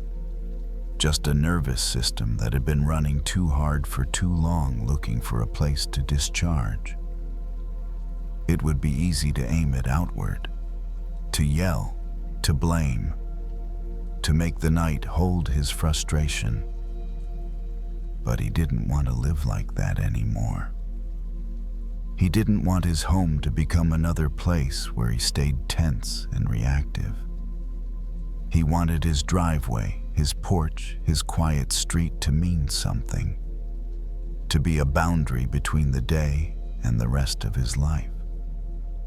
Marcus took a slow breath in. The air smelled faintly like cut grass and asphalt cooling down. He exhaled and felt his shoulders lower, just a notch. The barking didn't stop, but Marcus stopped tightening against it. Sometimes that's the first move of forgiveness, not toward someone else, but toward your own body. The recognition that you don't have to mirror every disturbance you hear. You don't have to become noise just because noise is nearby. Marcus sat there a while longer. The dog barked. The street stayed still. Somewhere a porch light flicked off. And without any dramatic moment, Marcus felt the urge to bark back fade. Not because he won, because he didn't play. He stood up, went inside, and closed the door gently behind him. The sound sealed off the street. Not all of it. He could still hear the faint barking through the walls, but enough. Enough to rest. Inside, Marcus moved through the house slowly, like he didn't want to wake anything that had finally settled. He set his shoes by the door, washed his hands, and stood at the sink a moment longer than usual, watching the water slide over his fingers. The barking was still there, muted now by walls and distance. It came and went in waves, less sharp, easier to ignore. Anger often feels louder when you stand right next to it. When you step back even a little, it changes shape. Marcus dried his hands and leaned against the counter. His body felt tired in a way that didn't need fixing. Just noticing. He thought about how many times he'd reacted without choosing to, how often his voice rose just because someone else's did. It wasn't something he was proud of, but it was something he could see clearly now. People don't bark because they're strong. They bark because they're overwhelmed. The next day, that understanding showed up again quietly, when Marcus least expected it.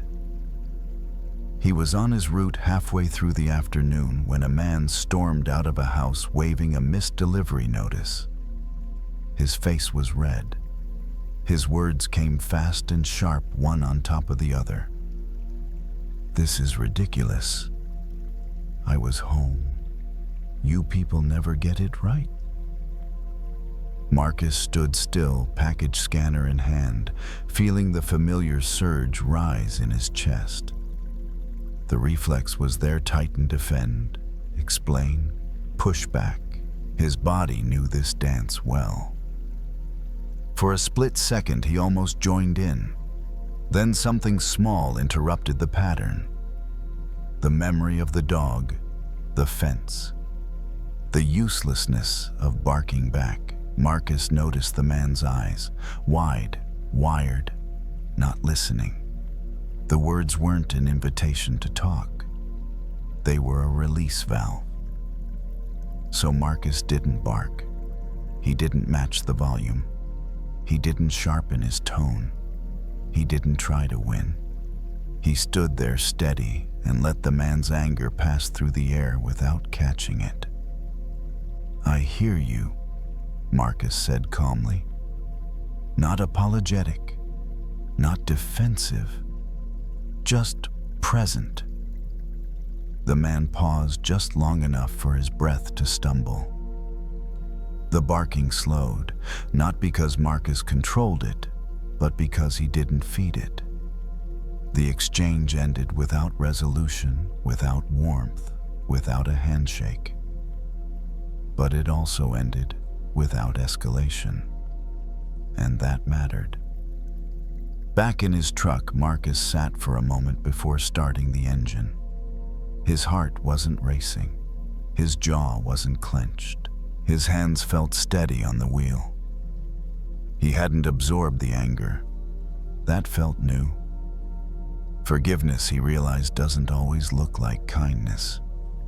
Sometimes it looks like containment, like refusing to let someone else's loss of control turn into your own. That evening, when Marcus got home, the street was quieter.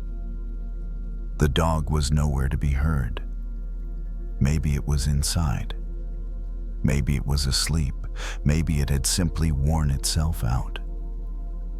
Marcus didn't check.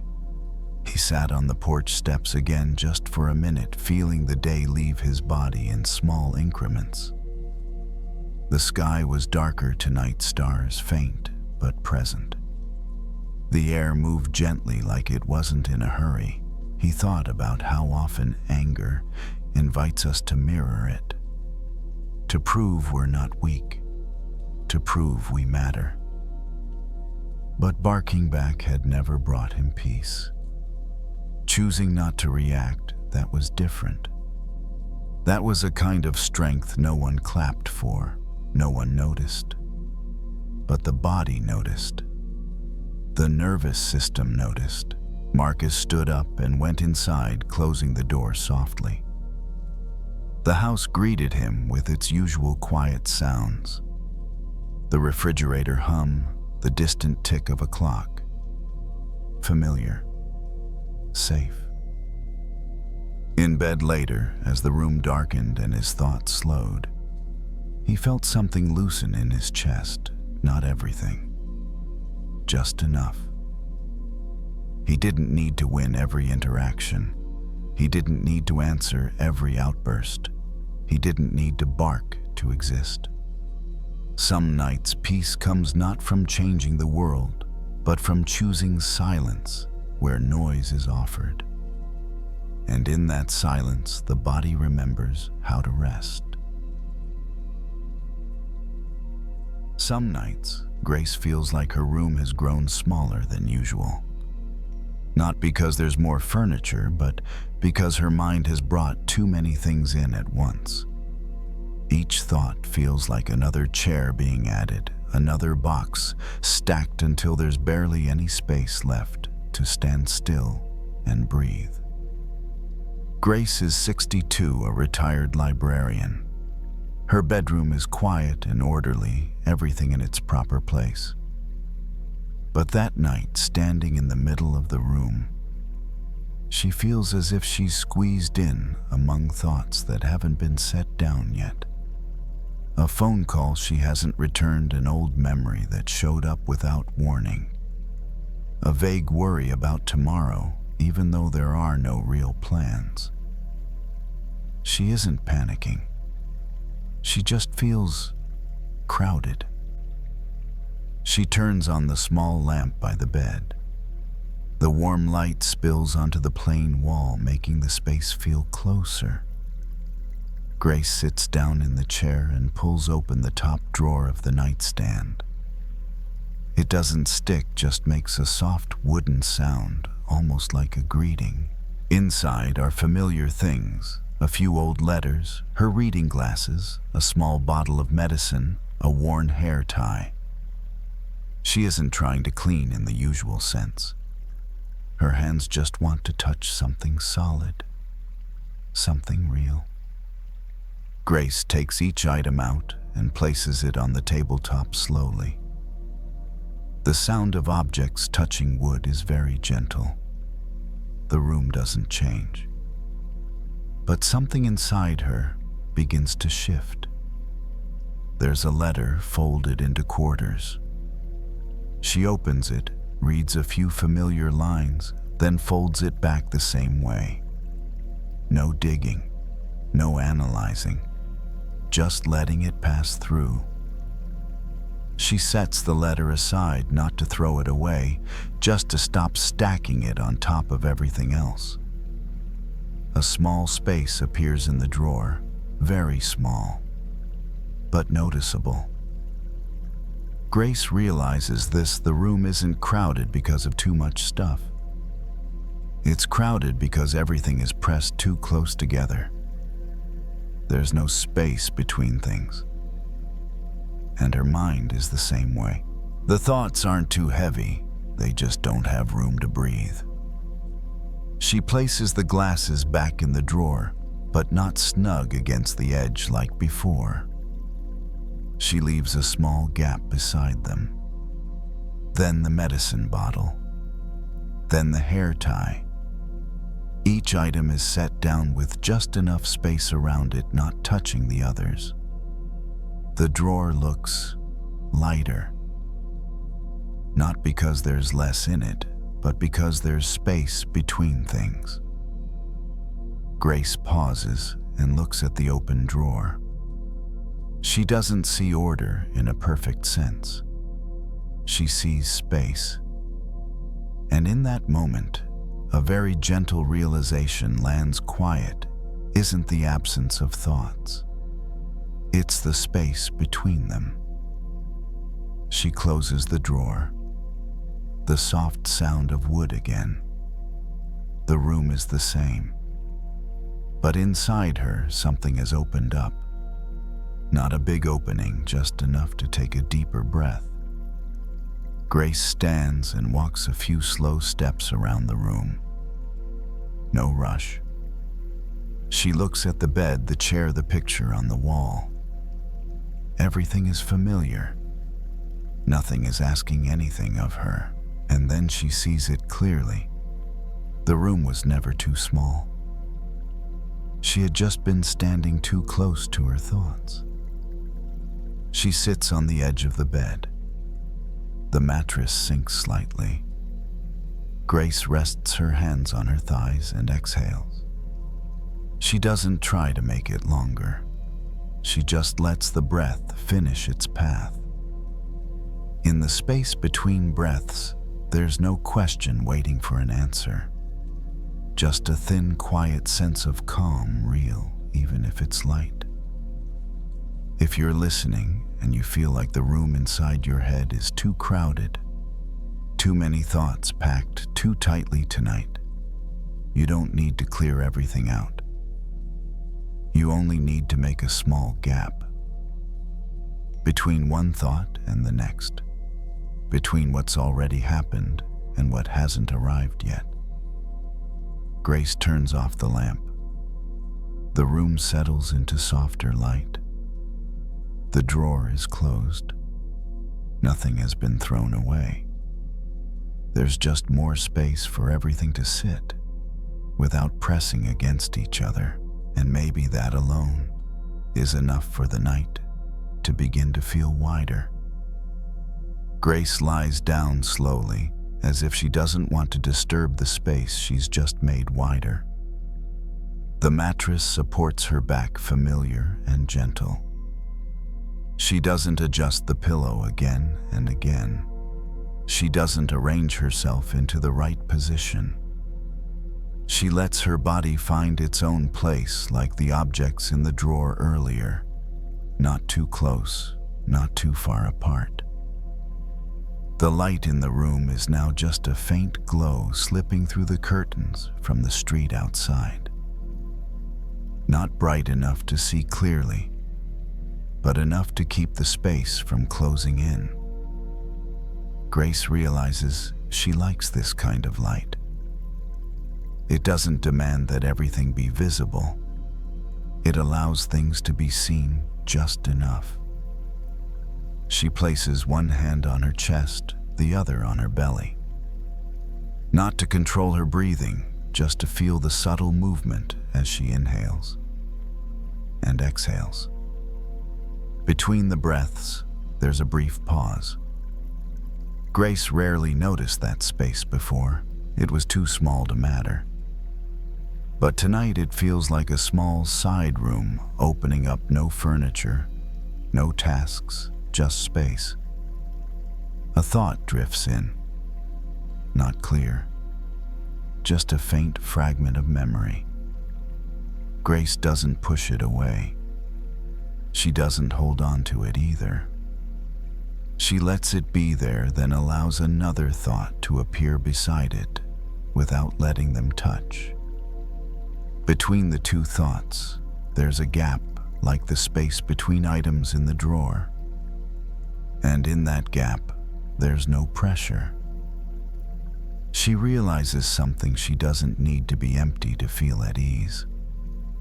She just needs not to be crowded.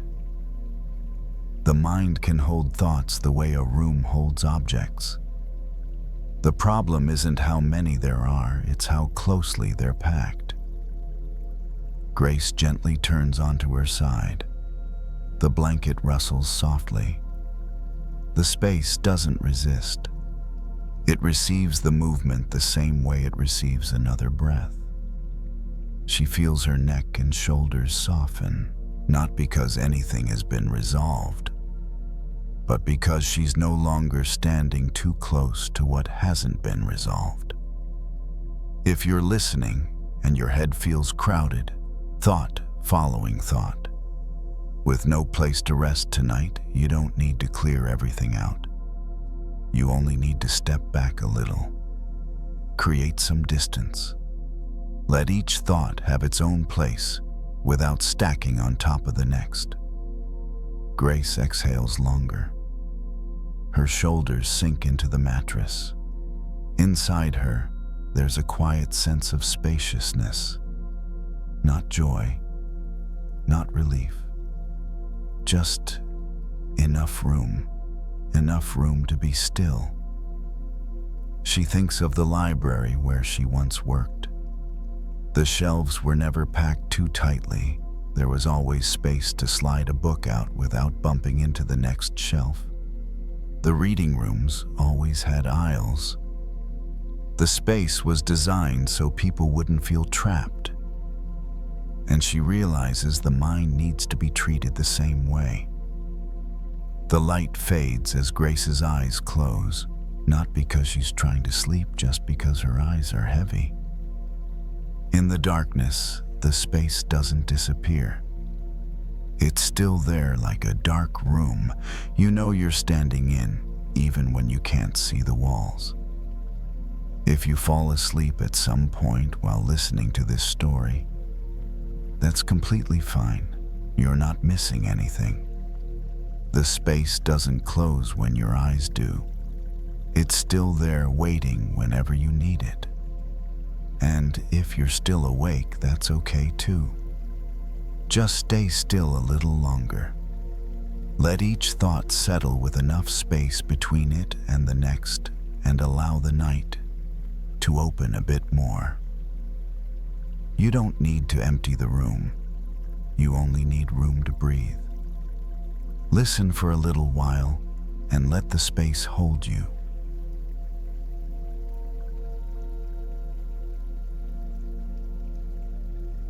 Lila sat in her car with the engine off, hands resting on the steering wheel long after the drive was over.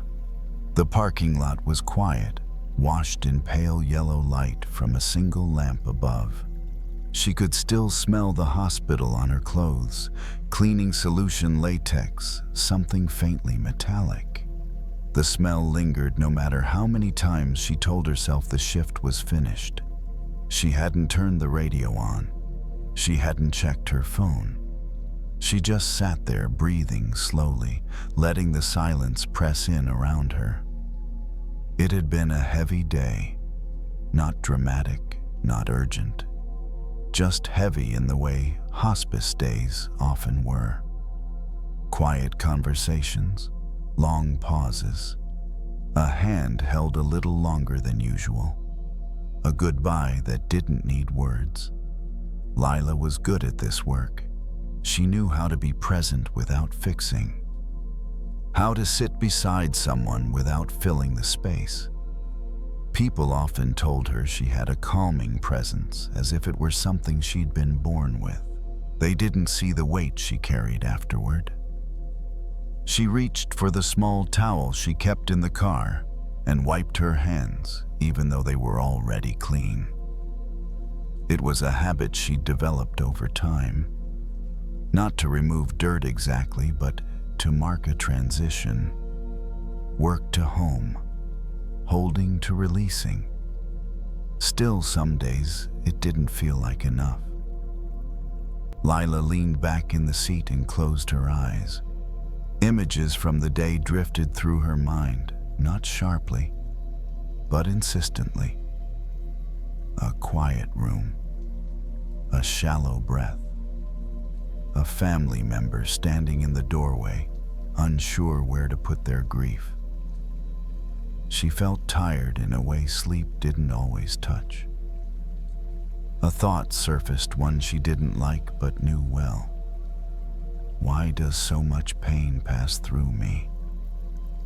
Not as a complaint, more as a wondering, as if she were trying to understand the cost of caring. Outside the car, the night air had cooled. Somewhere nearby, a sprinkler clicked on water, hissing softly against grass. The sound grounded her, pulling her attention outward for a moment. Lila opened her eyes and looked at her hands again. They were steady, capable, ordinary hands that had done extraordinary things simply by staying. She thought about something she'd learned early on, back when she first started volunteering. An older nurse had said it casually one afternoon while they stood washing their hands side by side. "Nothing grows clean," she'd said. "Not the good stuff." At the time, Lila hadn't known what to make of it. It sounded like one of those phrases people repeat without thinking. But over the years, the meaning had settled in. She pictured a lotus the way she'd once seen it in a book, blooming above dark water roots, buried deep in thick mud. The image wasn't pretty if you looked too closely at the bottom. But the flower itself wasn't diminished by where it came from. It was shaped by it. Lila exhaled slowly. The idea didn't erase the day. It didn't turn grief into something beautiful. It simply reframed it just enough to keep her from pushing it away. Maybe the mud wasn't a sign she was doing something wrong. Maybe it was the ground she was growing from. She sat there longer than usual, letting that thought rest without arguing with it. She didn't need to believe it fully. She just needed to let it exist alongside the tiredness. When she finally opened the car door, the cool air met her skin. She stepped out and stretched her shoulders, feeling the tightness release slightly. The night sky above was dark, cloudless. No stars visible from this lot. that was okay. Not every place needed to be beautiful. Lila walked toward her building keys, in hand, footsteps slow. With each step, the day felt a little less sticky. Not gone, just less attached. She knew tomorrow would bring more of the same. More quiet endings. More moments she couldn't fix. More weight. But she also knew something else now. Something she'd learned not from books, but from standing where she stood. What grew in her wasn't despite the mud. It was because of it. Inside her apartment, Lila moved slowly, as if the night itself had asked her not to rush. She set her keys down in the same small bowl by the door, hung her jacket on the hook, and slipped off her shoes. The familiar sounds of home settled around her, the soft click of the lamp turning on the distant hum of a refrigerator. The quiet steadiness of a place that asked nothing from her. She washed her hands again at the sink, letting the water run longer than necessary. Not to clean, but to feel. Warmth over skin. Movement without effort. She dried them carefully and noticed how her shoulders had dropped without her telling them to. Lila walked into the living room and sat on the couch, feet tucked beneath her. The cushion gave way gently. She leaned back and closed her eyes for a moment, letting the weight of the day settle instead of resisting it. The images returned softer now. Faces, voices, silence. They didn't demand anything. They just passed through like clouds moving slowly across a night sky. She realized something she hadn't always understood when she was younger. That caring didn't mean carrying everything forever, that being open didn't require staying soaked. There was a difference between allowing something to touch you and letting it drown you. The lotus came to her mind again. Not as a picture this time, but as a feeling. The sense of something rising steadily without hurry through thick water. It didn't curse the mud. It didn't rush past it. It simply used it. Lila placed one hand on her chest and felt her breathing steady, quiet, alive. Her heart beat on, unconcerned with the stories she told herself about the day. It just kept going, faithful and patient. She thought about how often people praised strength without understanding what it was made of. How they admired calm without seeing the effort beneath it. How they loved the flower but forgot the soil. But the soil remembered. The mud held everything. The mess, the decay, the nutrients. Without it, there was nothing to rise from. Lila didn't feel lighter exactly. The weight was still there. But it had shifted, settling lower, no longer pressing against her chest. It felt like something she could rest on instead of something she had to fight. She stretched her legs out along the couch and adjusted the blanket over her lap. The fabric was soft, worn just enough to feel familiar. She let her head rest against the cushion and noticed how easily her body fit into the space. Tonight didn't need to be resolved. Nothing needed to be transformed.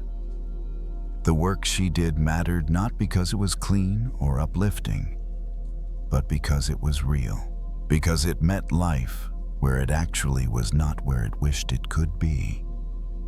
Lila's breathing slowed further. Each inhale felt less deliberate, each exhale a little longer. The room grew quieter, or maybe she simply noticed it less. She thought about tomorrow, not with dread, not with planning, but with acceptance. Another day would come, more mud, more moments of quiet courage, more small acts that no one would see, and that was fine. The lotus didn't bloom all at once. It didn't hurry. It didn't apologize for where it grew. Lila let that image soften and fade, leaving only the sense of steady rising of something alive and intact beneath everything. Her eyes stayed closed. The room held her gently. The night did not ask her to be anything other than what she already was. Rooted, breathing, still growing. And for now, that was enough.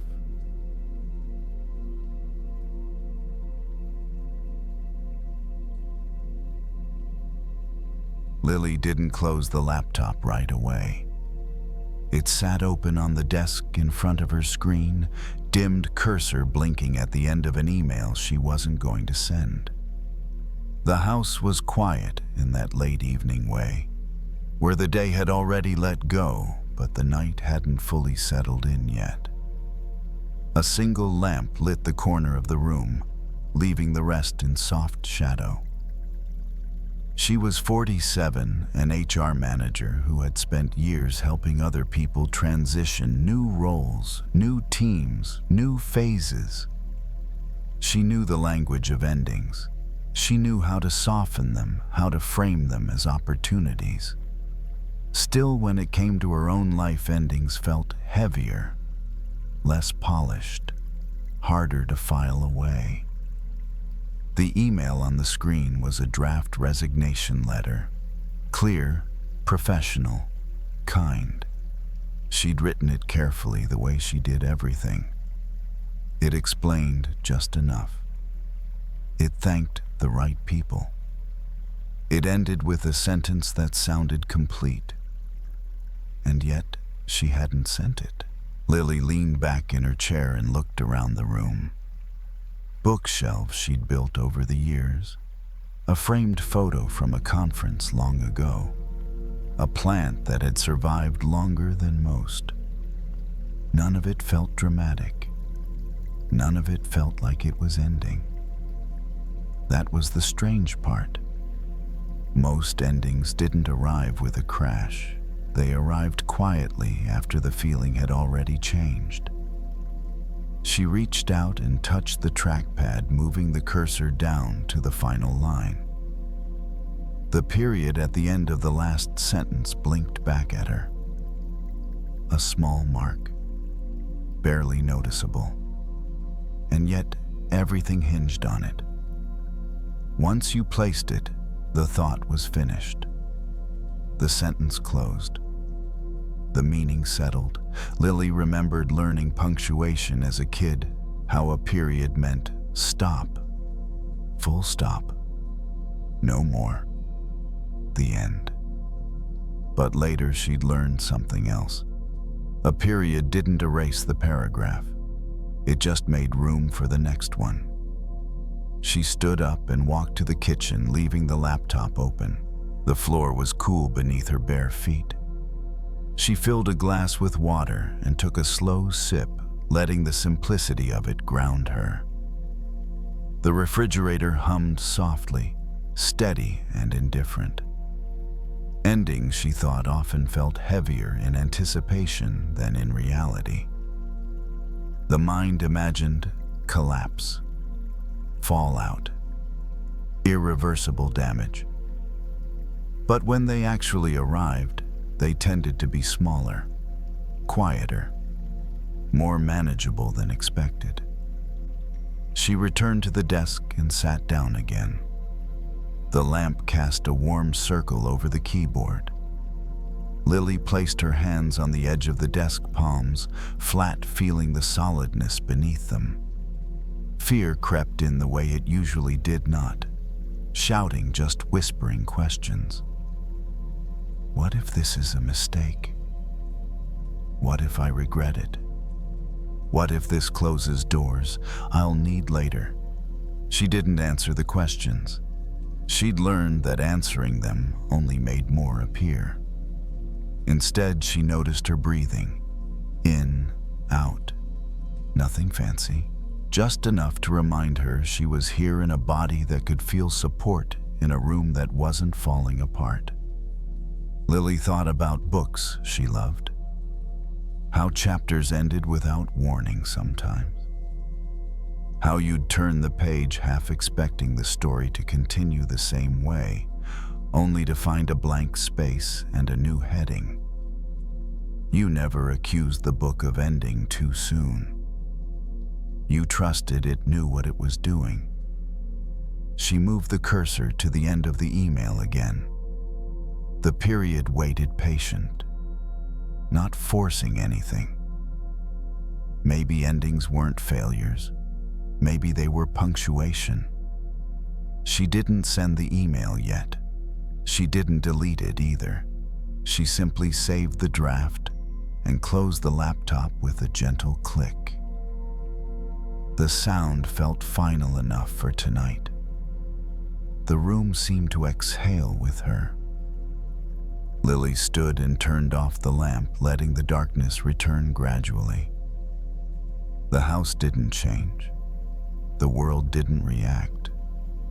Nothing demanded explanation. Some endings didn't need to be announced.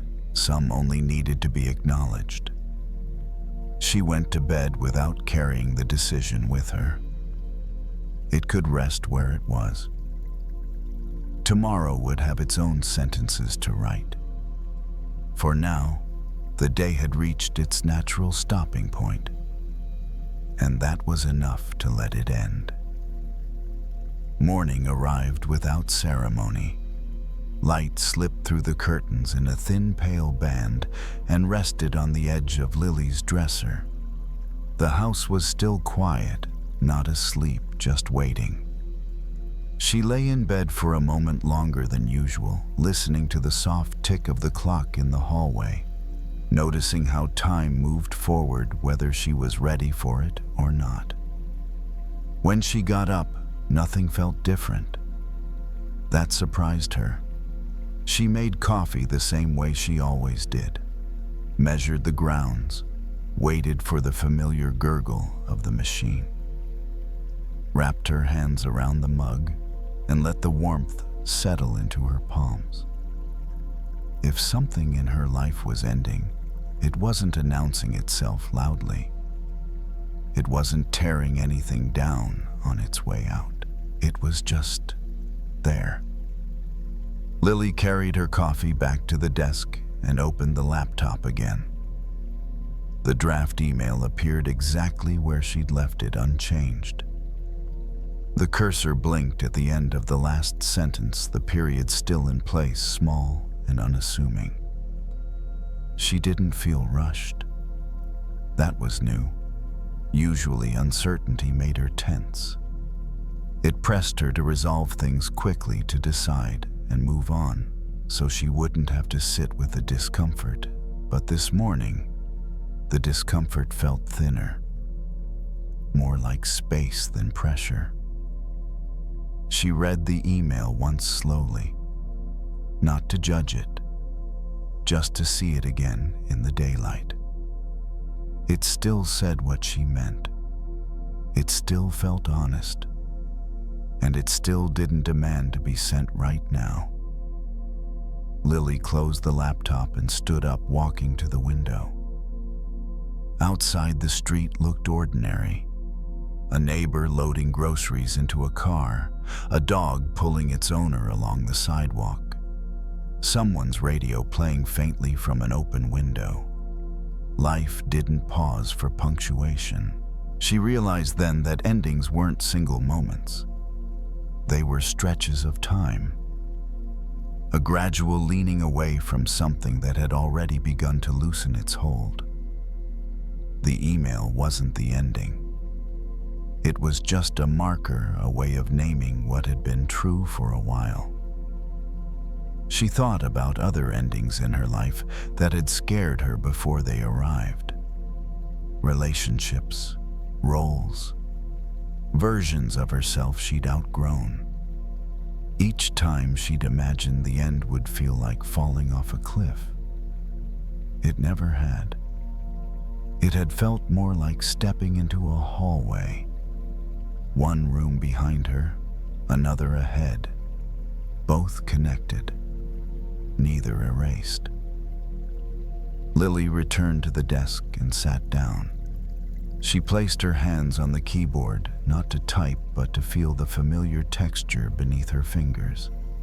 The tools of her work, the tools of her choices. She didn't send the email. She didn't delete it. She added one small thing instead, a date at the top of the draft. Not a deadline, just a timestamp. A quiet acknowledgement that this chapter had reached a point where it could be closed when the time was right. That felt enough. She shut the laptop and let the room settle again. The lamp stayed off. The daylight did its work on its own. Lily moved through the rest of the morning without urgency, folding laundry, watering the plant by the window, answering a few messages that didn't require much thought. Ordinary motions that reminded her she wasn't suspended in some dramatic pause. She was still living. Endings she understood now didn't need to be rushed to be real. They didn't need to be sharp to be true. A period didn't shout. It didn't demand attention. It simply let the sentence rest. Later, when the time came, she would place it fully. She would send the email, step into the next paragraph, let the story continue in a different direction. She trusted herself enough to know that moment would arrive without force. For now, she allowed the chapter to sit closed, but not sealed. Finished, but not forgotten. The day moved on. The story kept breathing, and Lily, steady and present, let herself exist comfortably in the space between what had ended and what was still becoming.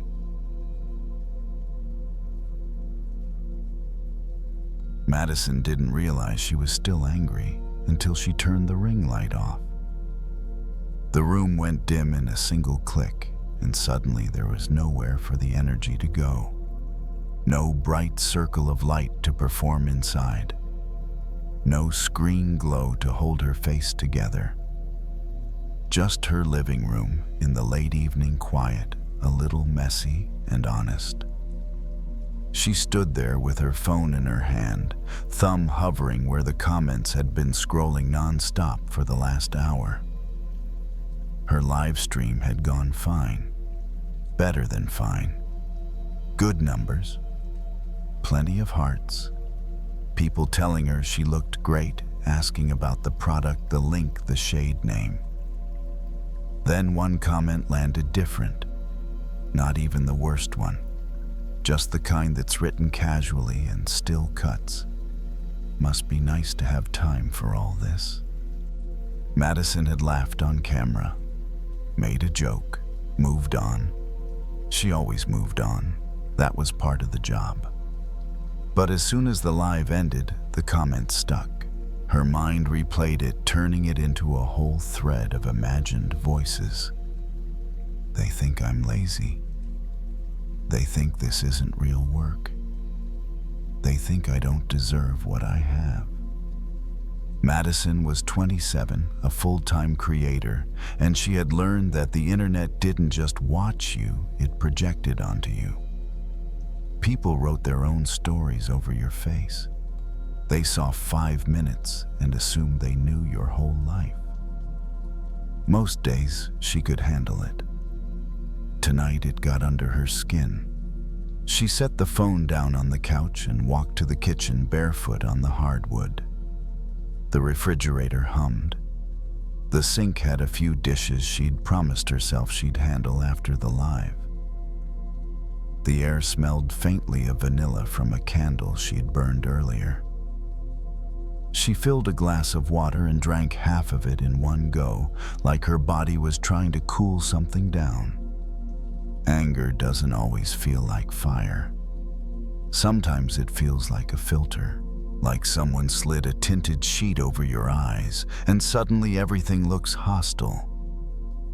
The neutral becomes suspicious. The ordinary becomes insulting. Even silence feels like judgment. Madison noticed it when she glanced at the pile of laundry on the chair and felt instantly irritated at herself. Of course I didn't do it. Of course I'm behind. Of course I'm failing at basic life stuff. The comment wasn't about laundry. But through the red tint, everything connected. She leaned on the counter and stared at the faucet. The metal reflected the overhead light in a thin line. She turned it on and watched the water stream out clear and steady. The sound was soothing, but her mind stayed loud. She imagined replying to the comment. Not kindly, not professionally. The reply she wanted to write, the one that would make the person feel small for assuming anything. She imagined the momentary satisfaction. Then she imagined the aftermath screenshots. Argument threads, more comments, more heat. The red tint deepening until the whole world looked like an enemy. Madison shut the faucet off and pressed her palms against the cool countertop. Her hands felt cold compared to her face. She inhaled slow and exhaled like she was trying to let steam out without exploding. It wasn't just that one comment. It was the accumulation. The feeling that she had to be on all the time. That she had to prove her worth in public. That a stranger's bad mood could reach into her house and rearrange her nervous system. Madison walked back into the living room and looked at the ring light, now dark, standing there like a quiet witness. On the floor beside it were a pair of sunglasses, cheap ones tinted a warm reddish brown. She'd worn them earlier that day, driving into the sunset, mostly because they looked good on camera. She picked them up and put them on. The room changed immediately. The beige wall warmed into a dull orange. The shadows deepened. The white paper on the table looked slightly pink. Even her hands looked different, more flushed, more dramatic. Madison took them off and put them on again just to confirm it. Same room, same furniture, same messy corner. Completely different mood. She let out a small laugh, not because it was funny, but because it was so obvious it almost felt rude. Like the world had been trying to tell her this the whole time. Anger wasn't only inside her, it was on her. It tinted everything. Through it, that comment became proof of a larger truth, that people didn't respect her, that she was always being judged, that she was alone in defending herself. But was that the whole truth? Or just the lens? Madison sat down on the couch, sunglasses in her hands. She ran her thumb along the plastic frame, feeling the little ridges near the hinge. The motion calmed her more than she expected. Small, repetitive, grounding. She thought about the person who wrote the comment. She pictured them on their own couch somewhere, thumb scrolling, annoyed at their own life, projecting it outward because it was easier than feeling it privately. That didn't make the comment okay. It didn't excuse it. But it made it smaller. A single cloud, not the entire sky. Madison rested her head back against the couch cushion and closed her eyes. Without the screen, without the light, without the performance, the anger softened into something else, hurt maybe, or tiredness, or just the simple desire to not be seen incorrectly. She didn't need to correct the whole internet tonight. She didn't need to fix her reputation in a comment section. She didn't even need to forgive. She just needed to take the glasses off. Madison left the sunglasses on the coffee table. They sat there slightly crooked, one lens catching the light from the lamp, the other in shadow. She noticed how different the room felt without them. Not brighter exactly, just clearer, less charged. The edges of things softened when they weren't being pushed through a filter. She picked up her phone again, almost automatically, then stopped. The screen lit her face for a second before she turned it back over face down. The comment was still there. She knew that. It hadn't disappeared just because she'd paused, but it also hadn't grown while she wasn't feeding it. Anger needs attention to stay loud.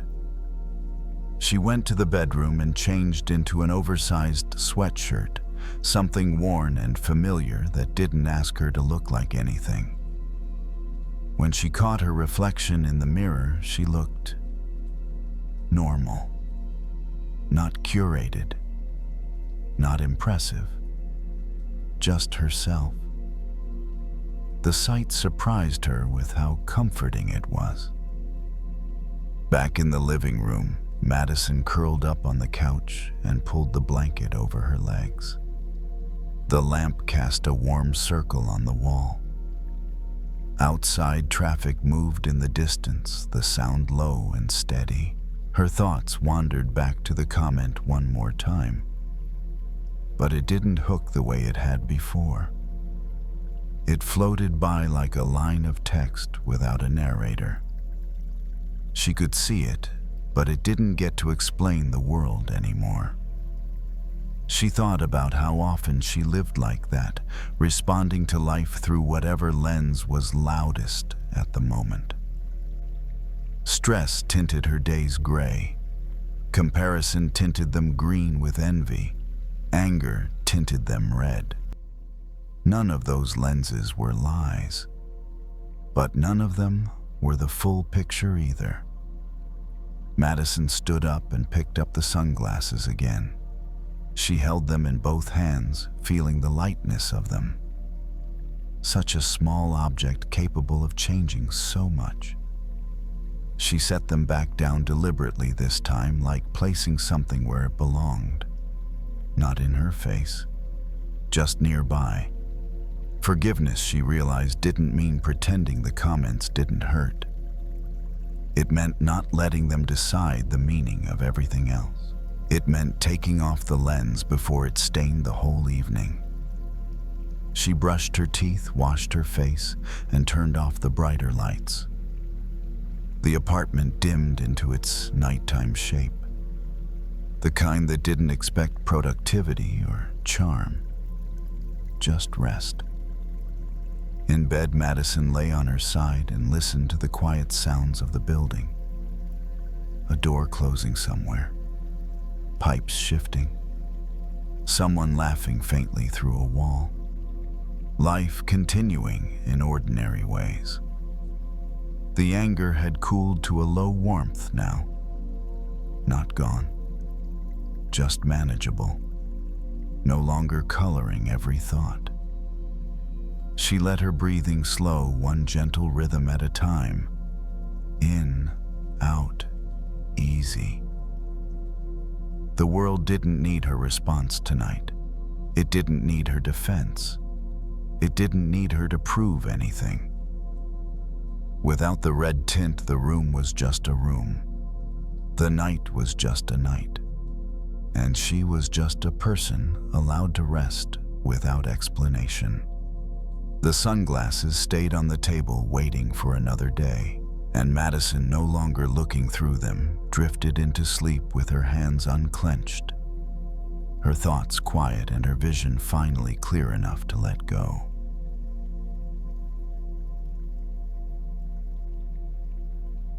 Wherever you are tonight, I'm grateful you chose to spend this quiet time here. If these stories help you rest, you're welcome to subscribe and return whenever you need a gentle place to land. And now, you don't need to do anything more. Let the night hold what you can't carry. And if sleep comes, let it come.